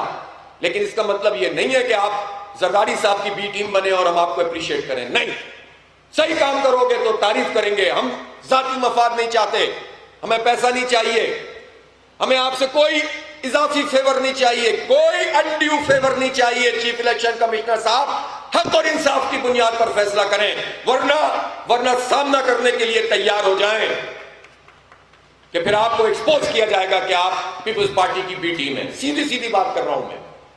बहुत हो गए वो जमाने जब छुप के क्या कहता था, गुजर गया वो दौरे साथी जो चुप के पीते थे पीने वाले, है ना? तो अब वो खत्म हो गया जमाना, सामना करना पड़ेगा। तो एक मरतबा फिर पूरी कुव्वत और तवानाई के साथ फील्ड में जाइए। आप अल्हम्दुलिल्लाह फील्ड में मौजूद हैं, आपने रमजान मुबारक बहुत अच्छा गुजारा है, राब्ते किए हैं, आपने अपने मालियाती खसारे को पूरा किया है, आपने अपने आदाब को हासिल किया है। जिसने नहीं किया वो इसको भी जारी रखे। आपकी सारी सरगर्मियां अपनी तंजीमी भी चलती रहेंगी इंशाअल्लाह। और उसके साथ साथ हम अपनी इस पूरी मूवमेंट को, अपनी पूरी तहरीक को आगे बढ़ाएंगे। पहला हमारा हदफ 30 अप्रैल है, इंसानी सरों से आप शारा फैसल को भर दें, अवामी मरकज पर बड़ी तादाद में आए। इंशाअल्लाह ताला उसी के जरिए से इस शहर को एक नया बूस्ट मिलेगा, एतमाद मिलेगा। और जब ये एतमाद और जमात इस्लामी साथ खड़े होंगे तो इंशाअल्लाह कोई हमारा हक नहीं मार सकेगा। अल्लाह ताला आप सब लोगों को भरपूर तरीके से ये काम करने की तौफीक दे और अल्लाह ताला आपकी मदद फरमाए, हम सब की मदद फरमाए, इस शहर को जुल्म से निजात अता फरमाए, इस मुल्क की हिफाजत फरमाए, इस मुल्क के मसाइल को हल फरमा और यहाँ अदल और इंसाफ की बालादस्ती का या अल्लाह निज़ाम कायम फरमा और इसके लिए हमें काम करने की तौफीक अता फरमा। अक़ूलु क़ौली हाज़ा अस्तग़फ़िरुल्लाह ली व लकुम व लिसाइरिल मुस्लिमीन व आखिरु दाअवाना अल्हम्दुलिल्लाहि रब्बिल आलमीन। अल्लाहुम्मा सल्लि अला सय्यिदिना व मौलाना मुहम्मद व अला आलि सय्यिदिना मौलाना मुहम्मद व बारिक वसल्लम। रब्बि इग़फिर वरहम वअन्त खैरुर राहिमीन। अल्लाहुम्मा इन्ना अला ज़िक्रिका व शुक्रिका व हुस्नि इबादतिक। या अल्लाह हम सब के गुनाहों को माफ़ फरमा, हमारी ख़ताओं से दरगुज़र फरमा, जो कोताहियाँ हैं उनको या अल्लाह तो दरगुज़र कर दे। इस रमज़ान मुबारक में जो कुछ भी हमने इबादत की है उसको कबूल फरमा। या अल्लाह उसके ज़रिए से हमारा तुझसे जो ताल्लुक़ पैदा हुआ है उसको मजबूत फरमा, हमारे अखलाक और किरदार को संवार दे। या अल्लाह इस जुल्म से हमें निजात अता फरमा दे, हमारे अहदाफ को हमें पूरा करने की तौफीक अता फरमा दे, हमें वक्त लगाने की, जान खपाने की, माल सर्फ करने की इस रास्ते में तौफीक नसीब फरमा दे और या रब्बल आलमीन हमें कामयाबी अता फरमा दे। ज़िम्नी इंतखाब में या अल्लाह जमात इस्लामी को भरपूर कामयाबी नसीब फरमा और इसके लिए हमें अपना किरदार अदा करने की तौफीक अता फरमा दे। वसल्लल्लाहु तआला अला खैरि खल्क़ी मुहम्मद व आलिहि वसहबिहि। मैं मीडिया के दोस्तों के लिए एक बात कहना चाह रहा हूँ। एक मिनट में बैठ सब लोग बैठ जाए। मैं आप में ये कहना चाह रहा हूँ कि इस वक्त मरदमशुमारी का मसला बहुत अहम तरीन मसला है कराची के लिए, और कराची का मतलब ये है कि पूरे मुल्क के लिए, इसलिए कि कराची पर पूरे मुल्क की मईशत का इन्हिसार है। इन गए गुजरे हालात में भी कराची इस वक्त जो है वो आधी मईशत चला रहा है। कराची 67% रेवेन्यू जनरेट कर रहा है। कराची चलता है तो पाकिस्तान चलता है। जब कराची की इतनी अहमियत है तो मैं पूछना चाहता हूँ कि ये जो पार्टियाँ हैं बड़ी बड़ी, पाकिस्तान मुस्लिम लीग नून, पाकिस्तान तहरीक इंसाफ, पाकिस्तान पीपल्स पार्टी तो जो कुछ कर रही है वो है, ये सब हुकूमत में शामिल पार्टियाँ हैं, PDM की जितने भी ये सब, इनकी लीडरशिप कराची की मरदमशुमारी के लिए बात क्यों नहीं कर रही? इसलिए नहीं कर रहे, मैं बताता हूँ आपको। इसलिए नहीं कर रहे, ये हक बयान नहीं करते, इसलिए नहीं करते कि इनको मालूम है कि अगर कराची की गिनती पूरी होगी तो जिन सूबों में इनके अक्सरियत है वहाँ की गिनती कम होगी। भाई हम किसी सूबे की गिनती कम नहीं करना चाहते, लेकिन हम असली गिनती जो कराची की वो पूरी करना चाहते हैं। अगर कराची में रहने वाले 1.5 करोड़ लोग ऐसे हैं जिनका मुस्तकिल पता KP का है, पंजाब का है, बलूचिस्तान का है, आज़ाद कश्मीर का है, गिलगित बल्तिस्तान का है, कहीं का भी है, लेकिन वो रहते कराची में हैं, तो यहाँ गिने जाएंगे। ये उसूल है, ये कानून है, ये ज़ाब्ता है और इसके मुताबिक ही होना चाहिए। तो इस पर क्यों नहीं ये पार्टियों की लीडरशिप कराची के लिए आवाज़ उठा रही? मैं PTI और पीपल्स पार्टी और नून लीग جماعت اسلامی کی لیڈرشپ نے اس مسئلے کو اٹھایا ہے، کئی مرتبہ امیر جماعت نے بات کی ہے، اور میں چاہوں گا کہ وہ مزید طاقت سے بات کریں، پوری قوت سے بات کریں، اور انشاءاللہ وہ کریں گے کہ کراچی کی آبادی کو پورا گنا جائے اور اسی کے حساب سے وسائل اور نمائندگی اور ملازمتیں دی جائیں۔ یہ باقی پارٹیاں کیوں نہیں بول رہی؟ ہر پولیٹیکل ورکر کسی بھی پارٹی سے تعلق رکھتا ہے، اس کو اپنی لیڈرشپ سے یہ سوال کرنا چاہیے کہ کراچی کسی کی پرائرٹی نہیں ہے، کسی کی ترجیح نہیں ہے، سب اپنی اپنی ڈفلی، اپنا اپنا راگ اور اپنی اپنی سیاست میں لگے ہوئے ہیں۔ اس لیے یہ پورے اہل کراچی کو اس پر بالکل یکسو ہو کر، تمام سیاسی وابستگیوں سے بالاتر ہو کر اپنی اپنی جماعتوں میں بھی دباؤ ڈالنے کی ضرورت ہے اور عوامی سطح پہ بھی ایک قوت بننے کی ضرورت ہے۔ بہت شکریہ۔ اچھا، یہ آگے کی جگہ جو ہے یہاں صفحے بچھائی جائیں گی نماز کے لیے، فوری طور پہ کرسیاں جو ہیں اگر آپ لوگ خود اٹھا لیں گے